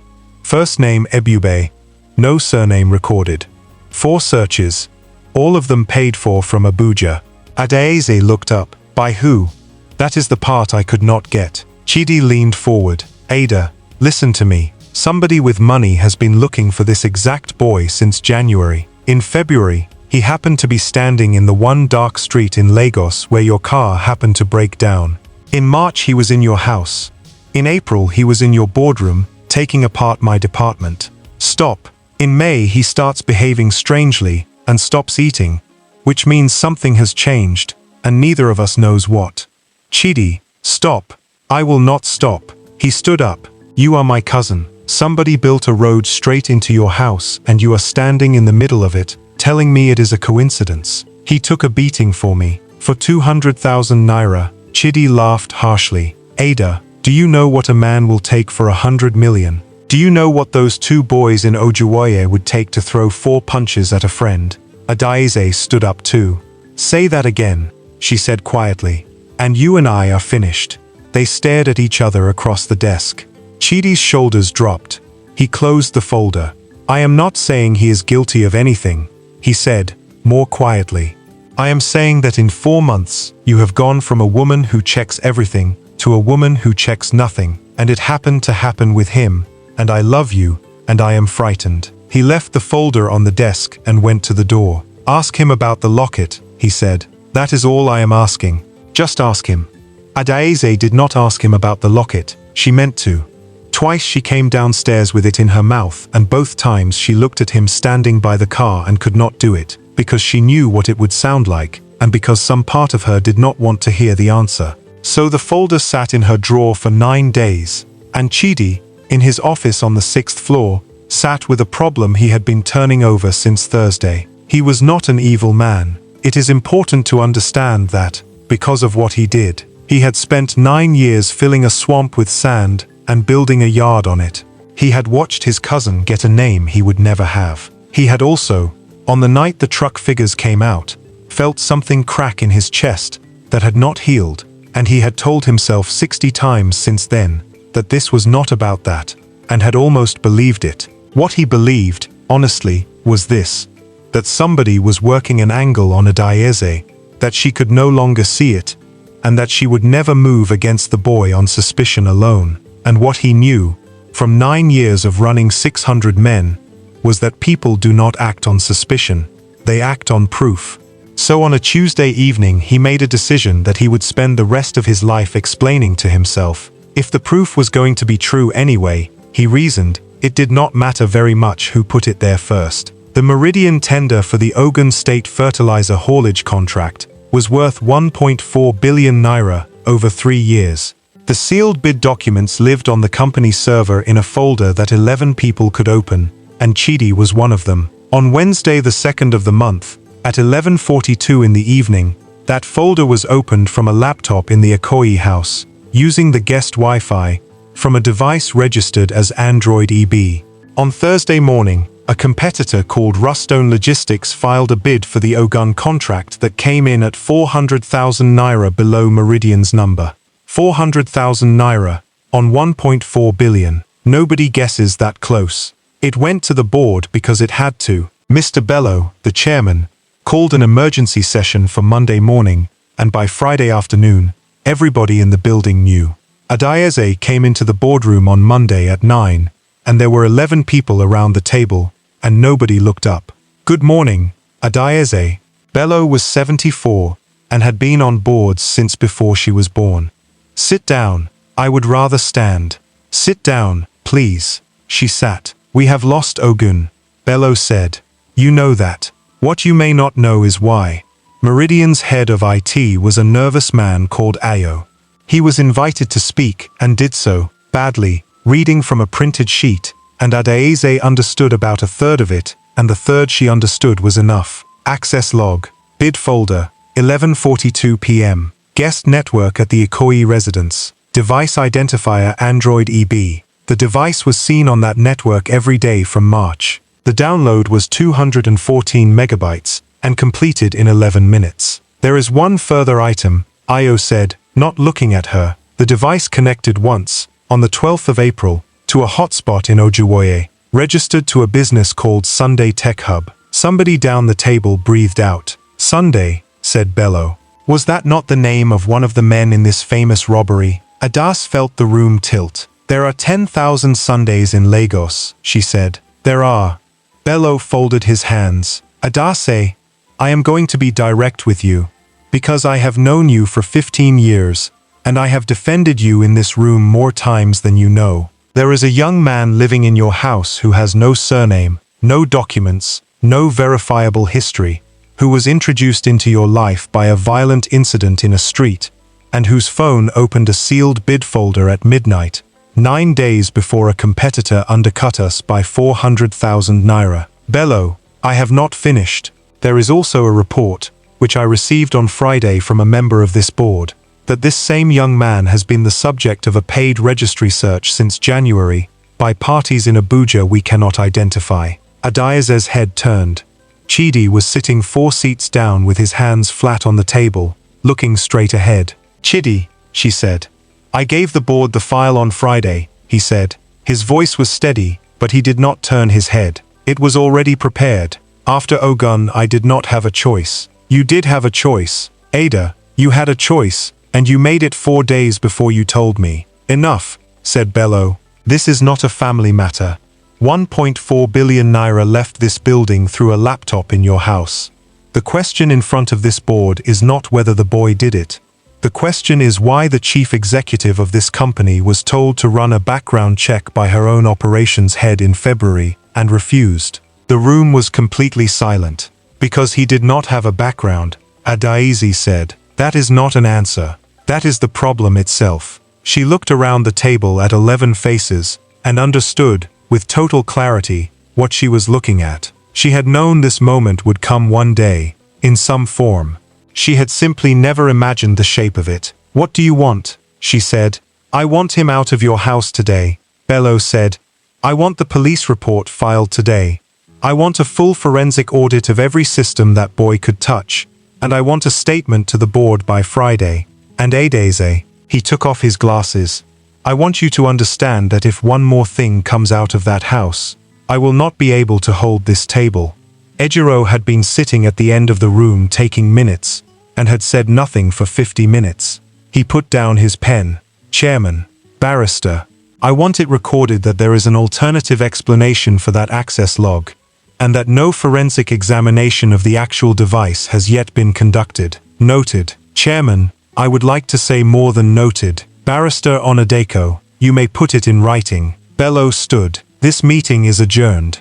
Adaeze got home at 2:20 in the afternoon, which she had not done on a working day in 9 years. Ebube was in the front court washing the car he had driven her home in, and he straightened up when he saw her come out of the front door, and she saw the exact moment he understood something was wrong. Ma, give me your phone. Ma, give me your phone, Ebube. He took it out of his pocket. A cheap Android with a cracked corner.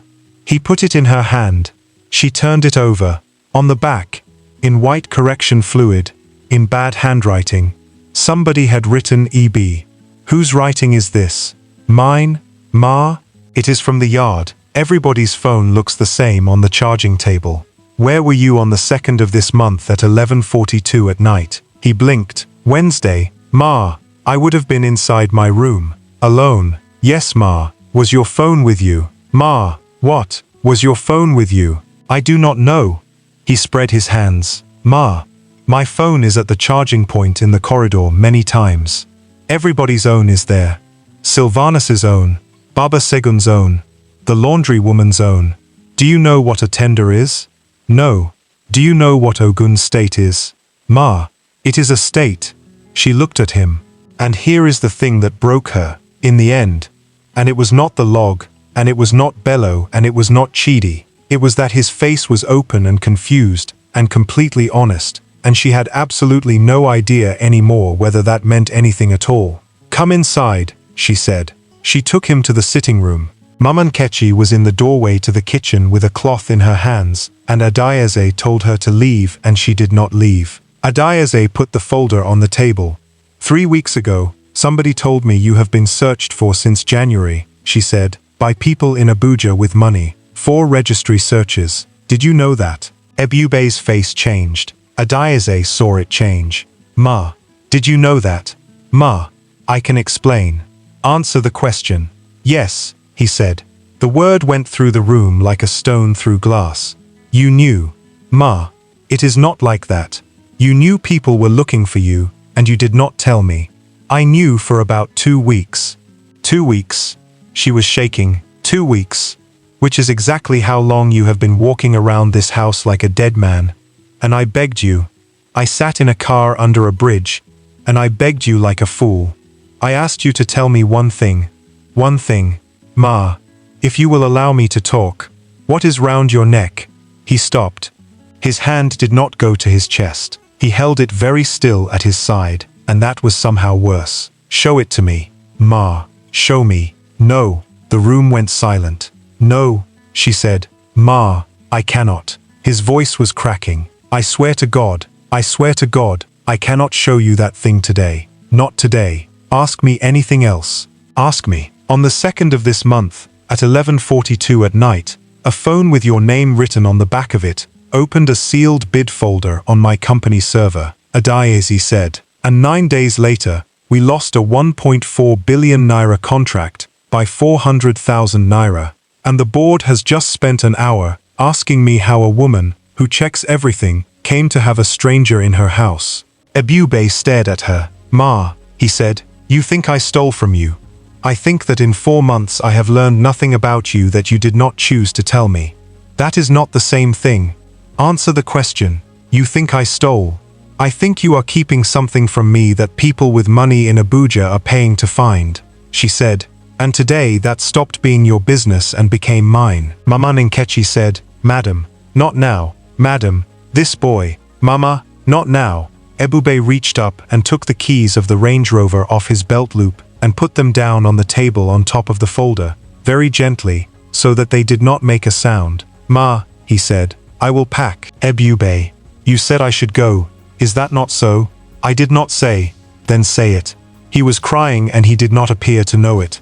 Say it properly, because if I go on my own legs, that is my own decision.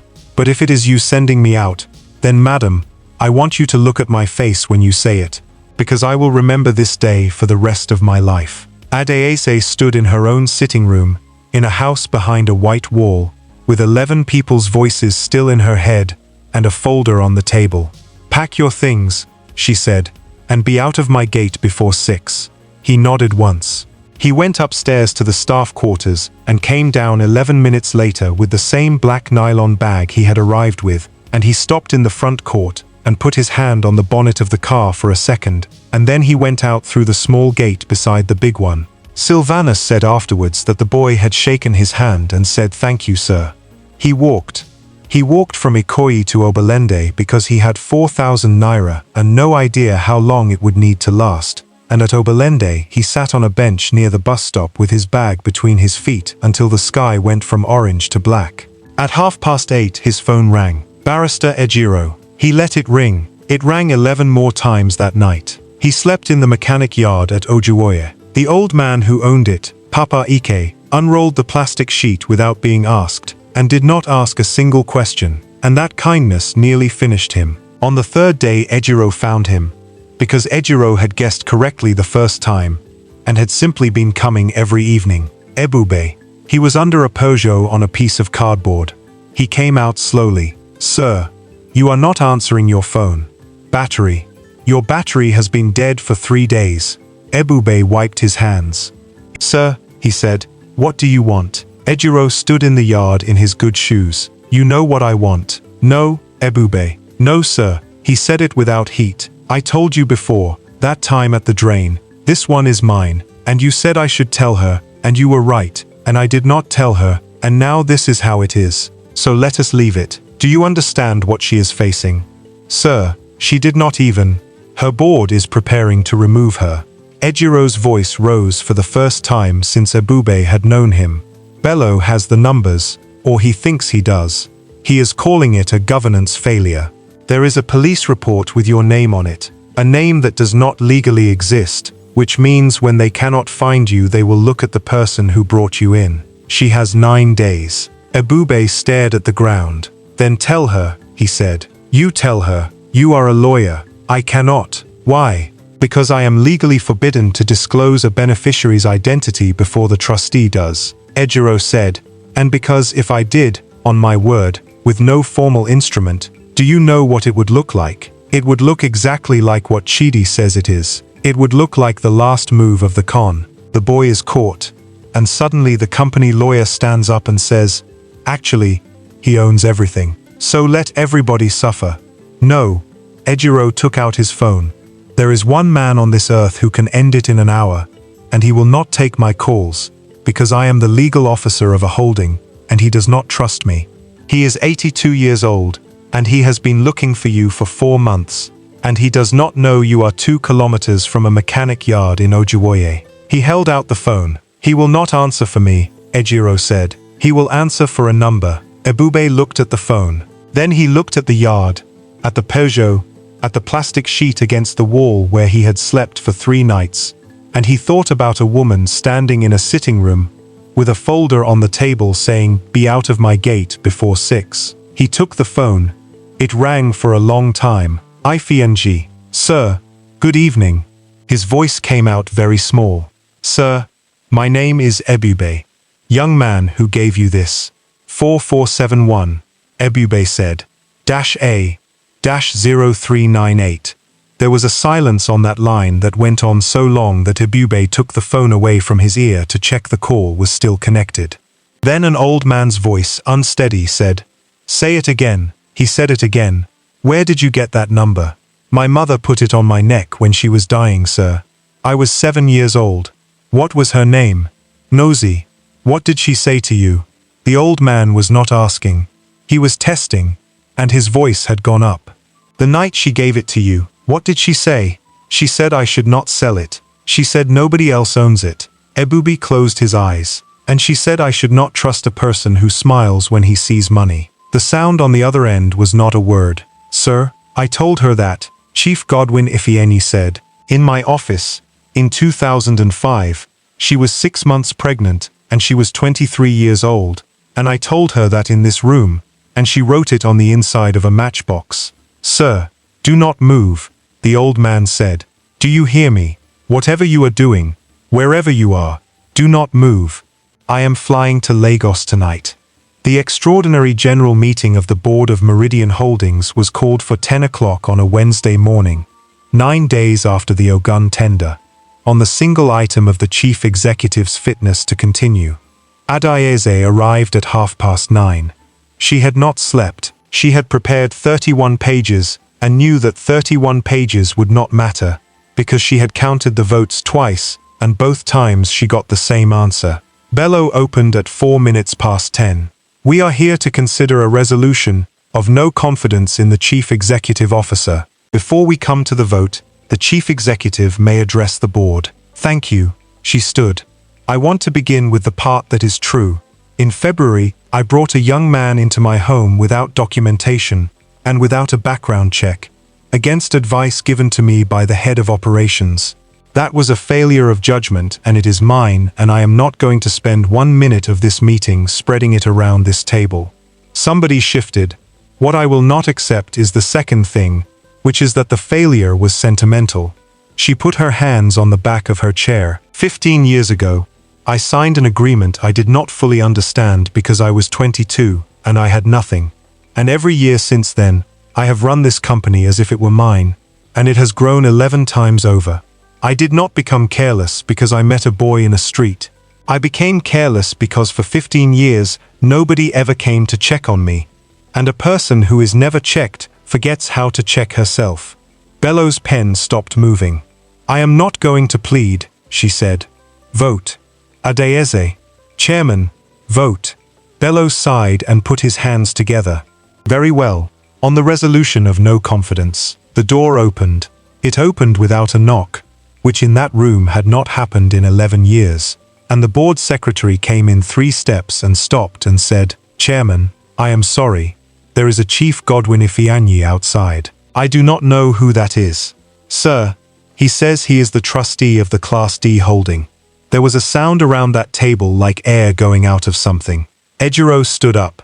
"Chairman, before that gentleman comes in, this board must understand what it is about to receive.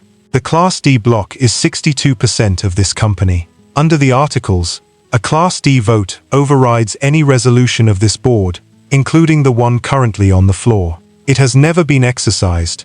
If the trustee is here, it is because it is about to be." "Ejiro," said Bello, "did you know about this?" "Chairman, I have written 4 memoranda to this board since March about the vesting of that trust. They are all minuted. Nobody read them, because for 15 years, the Class D block has been a piece of furniture." Bello sat back slowly. "Let him in," he said. Chief Godwin Ifeanyi came in with a stick in one hand and a leather case in the other, and behind him came a woman of about 40 carrying 2 box files, and behind her, in a shirt that did not fit him, came Ebube. Adeyeze put her hand on the table. The room did not know what it was looking at. Half the board had never seen the boy. Bello had seen a photograph. Chidi, at the far end, stood up so fast his chair went over backwards. "That is him," Chidi said. "Chairman, that is the boy. What is he doing in this room?" "Sit down, sir," said Chief Ifeanyi, without looking at him. "Chairman, young man, I said sit down." The old man made his way to the head of the table and did not sit. He put the leather case in front of him and opened it. "My name is Godwin Ifeanyi. I was called to the bar in 1968.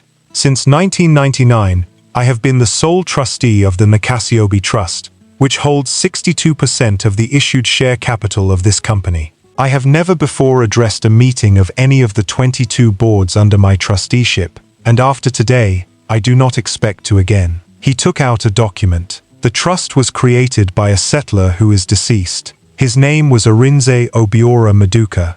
Somewhere down the table a woman said, "God." The trust was created for a single living beneficiary, unnamed in all public instruments for reasons of that person's physical safety, and it vested absolutely on the beneficiary's 21st birthday, which fell 4 months ago. Since that date I have been under a duty to identify and deliver. He turned the document round and pushed it down the table. On Sunday, in the presence of 2 witnesses, I completed that identification. The beneficiary produced the original token issued by my office in 2005, bearing the reference 4471A0398, together with a photograph of the mother, and answered 3 questions, to which no living person outside my office knows the answers. He straightened as much as an 82-year-old can. "The beneficial owner of 62% of Meridian Holdings," he said, "and of certain other assets which are not this board's business, is the son of Arinze Maduka. His name is Ebube Maduka. He is standing behind me." Nobody spoke. Adeyeze was looking at Ebube, and Ebube was looking at the floor. Chidi said, in a voice that had lost all of its size, "That is not possible." "Which part?" "He is a driver." "He has been a driver," said Chief Ifeanyi. "He has also been a car washer, a laborer, and for 3 months a resident of the underside of a bridge, and all of that happened while this room drew salaries from a company that belonged to him. If you would like to say something else, say it now, because I intend to be finished in 10 minutes. Chidi sat down. Bello had not moved. "Chief," he said carefully, "this board is currently voting on a resolution. I am aware. Then, I am instructed to cast the Class D holding against the resolution." Chief Ifeanyi said, 62%. "It fails." "Instructed by whom?" The old man turned his head. "By the owner," he said, and every face in that room turned, all together, to the young man standing by the door in a shirt 2 sizes too big, who had not said one word since he came in, and who now, slowly, lifted his head and looked down the length of the table at the woman who had told him to be out of her gate before 6. The boardroom emptied badly. people did not know how to leave. Two directors tried to shake Ebube's hand, and he did not seem to see them. Bello came past, and stopped, and said, "Young man," and then could not find the second half of the sentence, and went out. Chidi did not move from his chair. Chief Ifeanyi packed his case slowly, and said to nobody in particular, "I will be at the Radisson until Friday."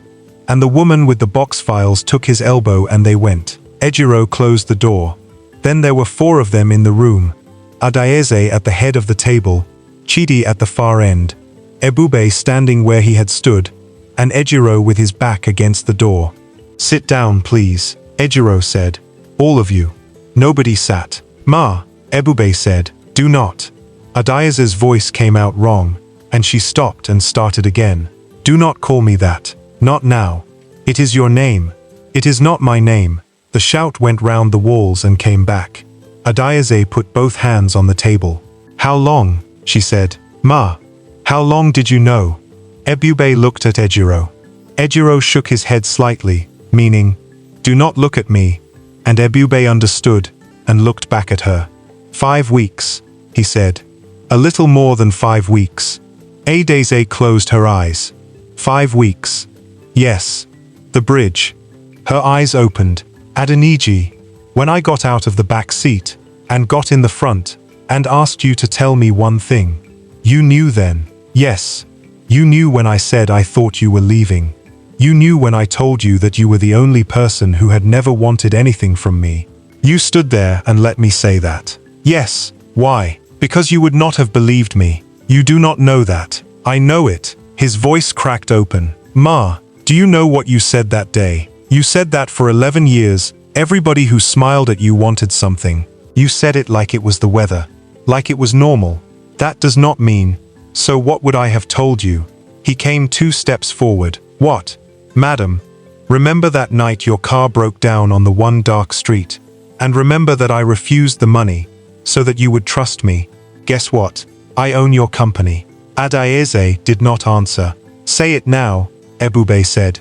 "If I had said it that day at the bridge, look at my face, and tell me you would have believed me." The silence went on long enough to be the answer. "You see," he said, and the fight went out of him all at once. "That is why." "So instead," Adaeze said, "you let me find out in a boardroom in front of 11 people while I was being removed from my job." "Ma, I did not plan it like that. You had 5 weeks, and you had 1 afternoon." He said it so loudly that Ejiro came off the door. "1 afternoon, Ma, I stood in your parlor and I begged you. I begged you to say it properly, because I knew I would remember it forever. And you looked at my face and you told me to be out before 6, because a phone with your name on it, on the charging table in the corridor, opened a sealed bid folder. And you did not ask me one question about it." He was shaking.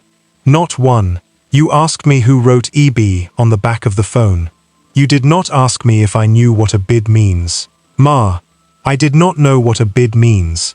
Until today, I did not know. Barrister explained it to me in the car last night." "Ebube, do you know what is worst?"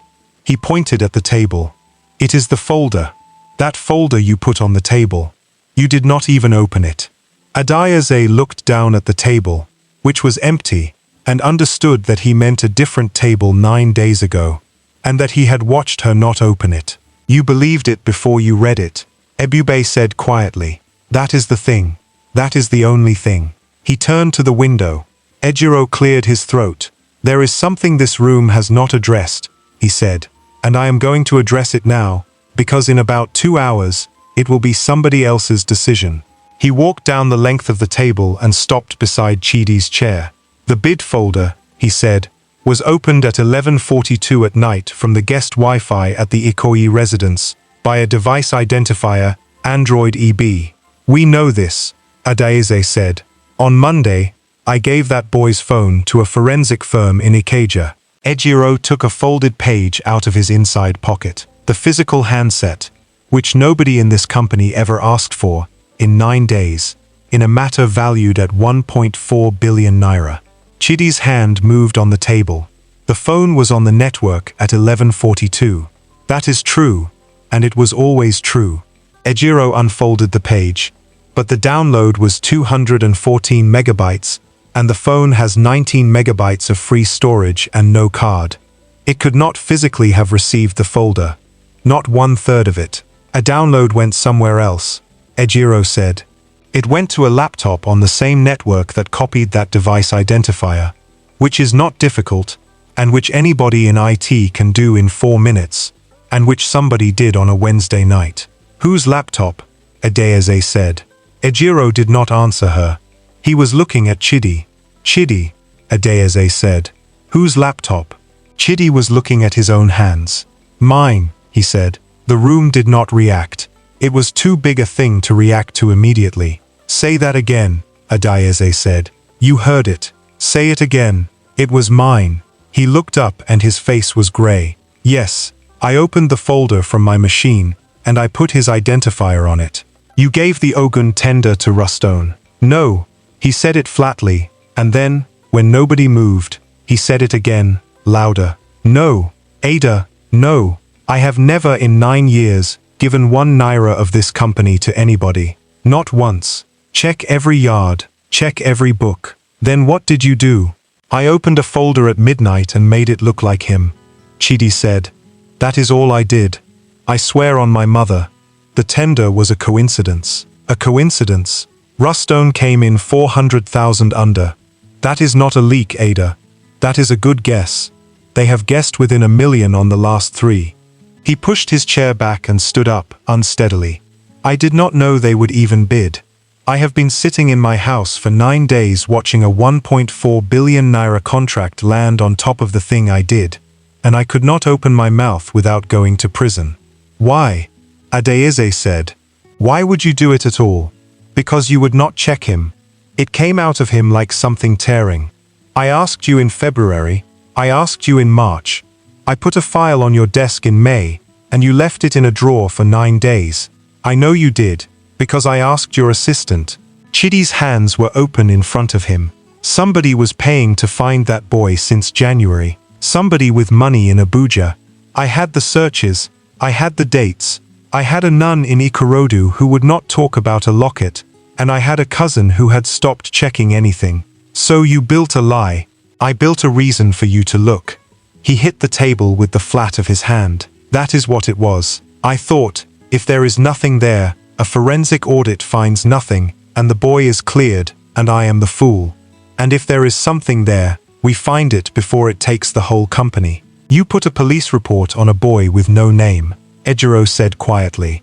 Do you know what happens to a person with no documents in a police station in this country? Chidi did not answer. And when it went wrong, Adeyeze said, when Bello moved on me, you sat in that chair for 9 days and let it happen.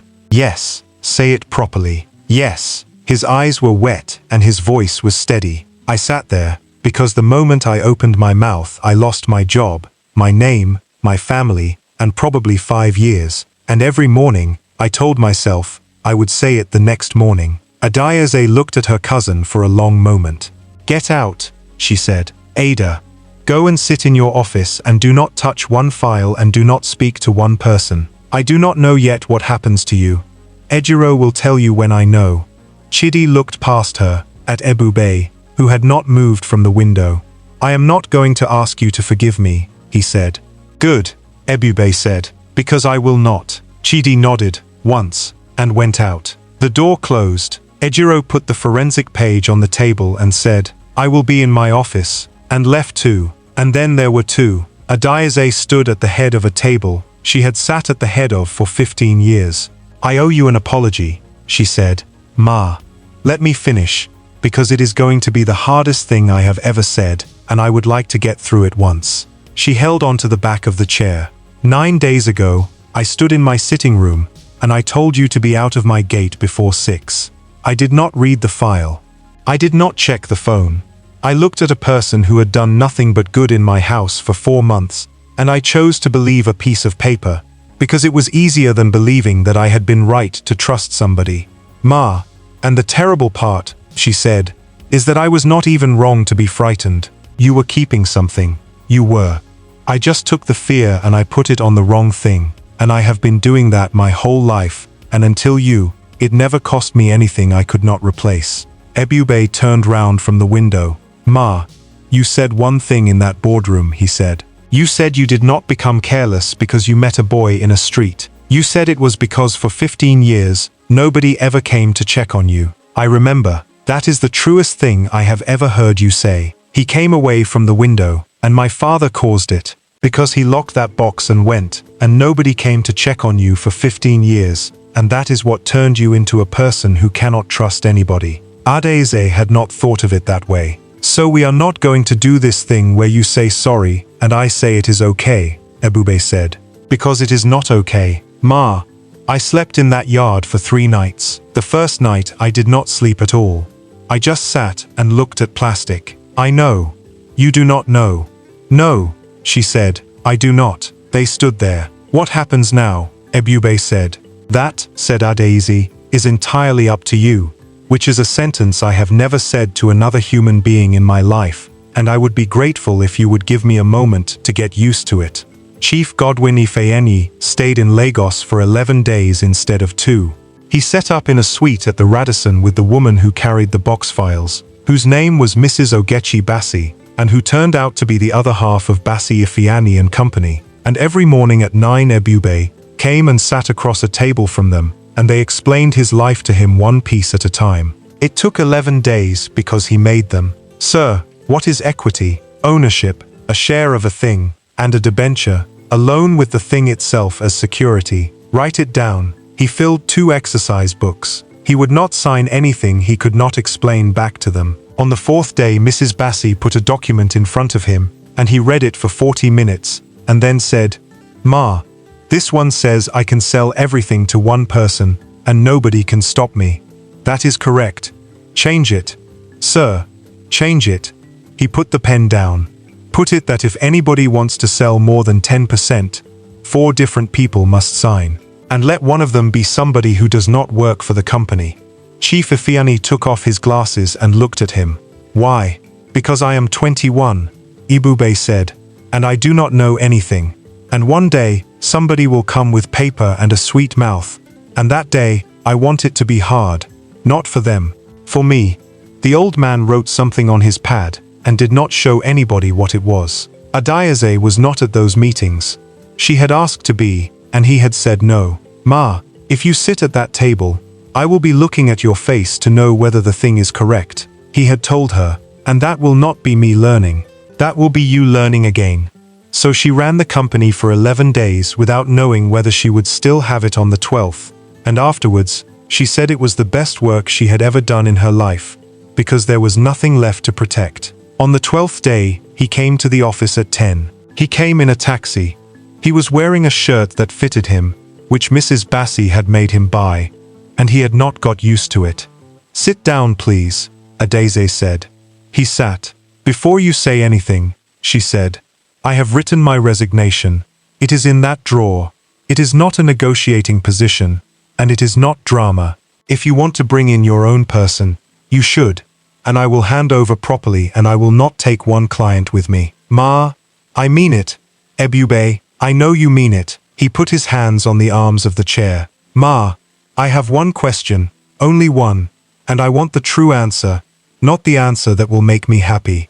Ask it. 15 years ago, when that lawyer came and gave you the shell company, if they had told you that day, this thing has an owner, and one day, the owner's child will come, and he can take everything, would you still have signed? Adeze did not answer quickly. Yes, she said finally, but not for the reason you think. Say it.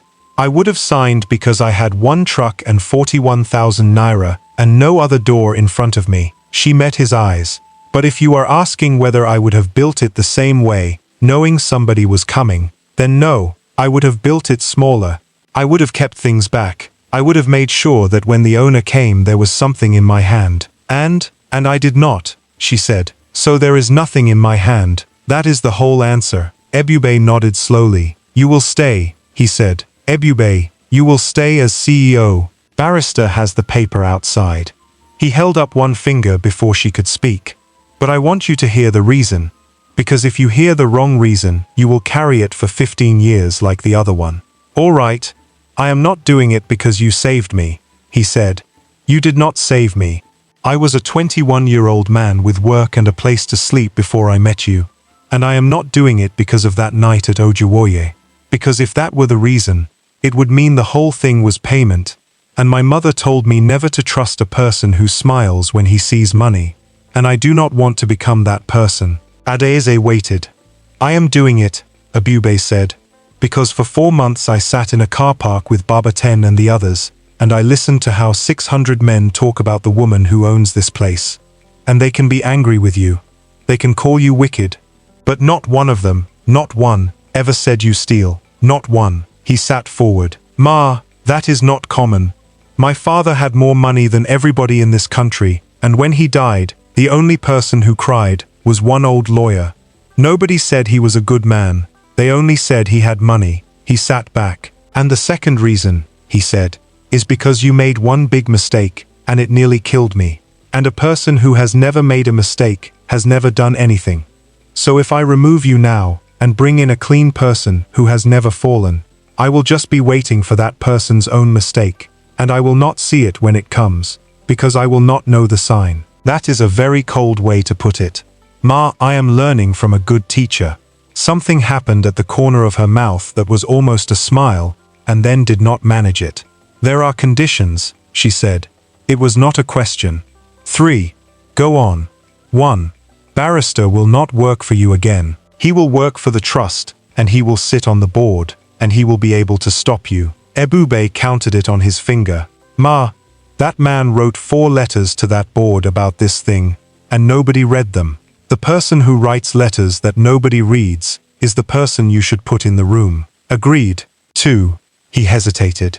Baba Ten and the drivers. Ma, they talked about that Sagamore road for 2 months and nobody heard them. I want a way for a driver to say something and have a person answer him. Not a suggestion box. A real thing, with a person who has a name and a salary, and who does not report to operations.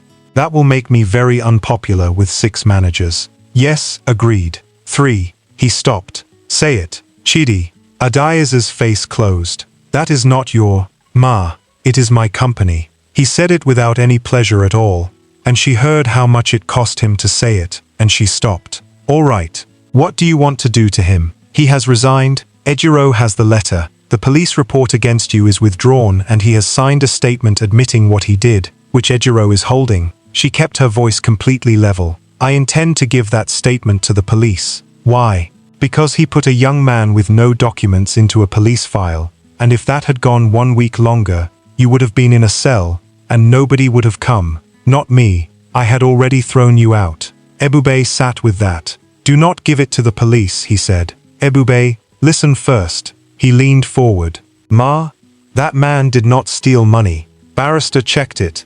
9 years, 600 men, not 1 kobo. He did a wicked thing because he was afraid, and because you did not listen to him, and because I took his work in front of him, and carried it to your car, and he never recovered from it. That part is mine too.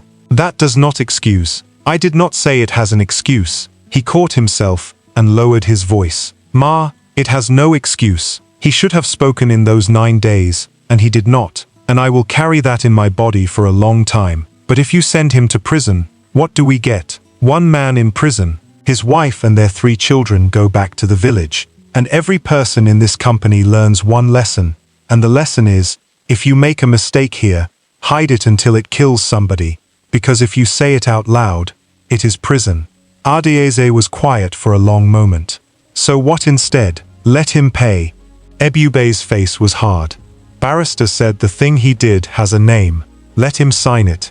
Let it enter a paper that will follow him anywhere he wants to work. Let him never hold any position in any company under that trust, forever.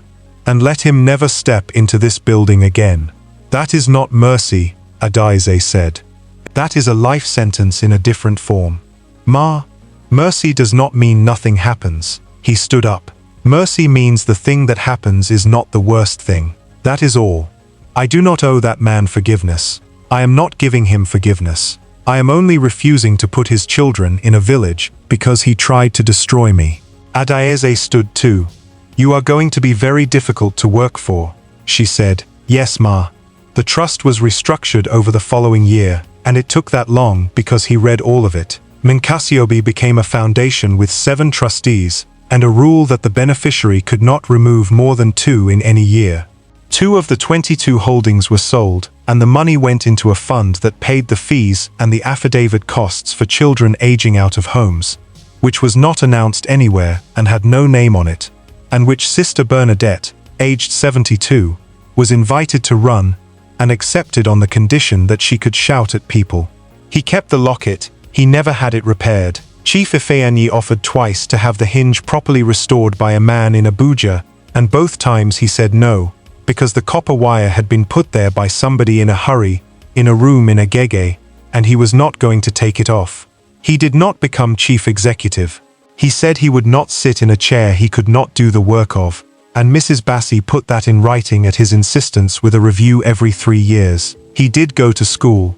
It turned out that a man with a birth entry in a trust deed sworn by a lawyer in 1999 does not need anybody to swear he was born. Adaize ran Meridian for 11 more years. In the first of those years she sat in a boardroom and told a room full of people, at the annual general meeting, the whole story of how she came to own nothing, and had always owned nothing, and Bello resigned in the same week, and the share price went down 11% and came back in 4 months. There was one more thing. On a Saturday, about a year after all of it, Maman Kechi called Ebube from the kitchen doorway while he was standing in the front court, because he still came, most weekends, and still could not be stopped from carrying things. Ebube, come and eat. Mama, I have eaten. Did I ask you what you have eaten? He went in. She put a plate in front of him, rice, stew, 2 pieces of meat. Mama, this meat, it is Saturday, she said, and sat down across the table and folded her arms, exactly the way she had the first time. On Saturday there is meat. Eat it or throw it in the bin, but do not sit there and insult my cooking with mathematics. And he ate.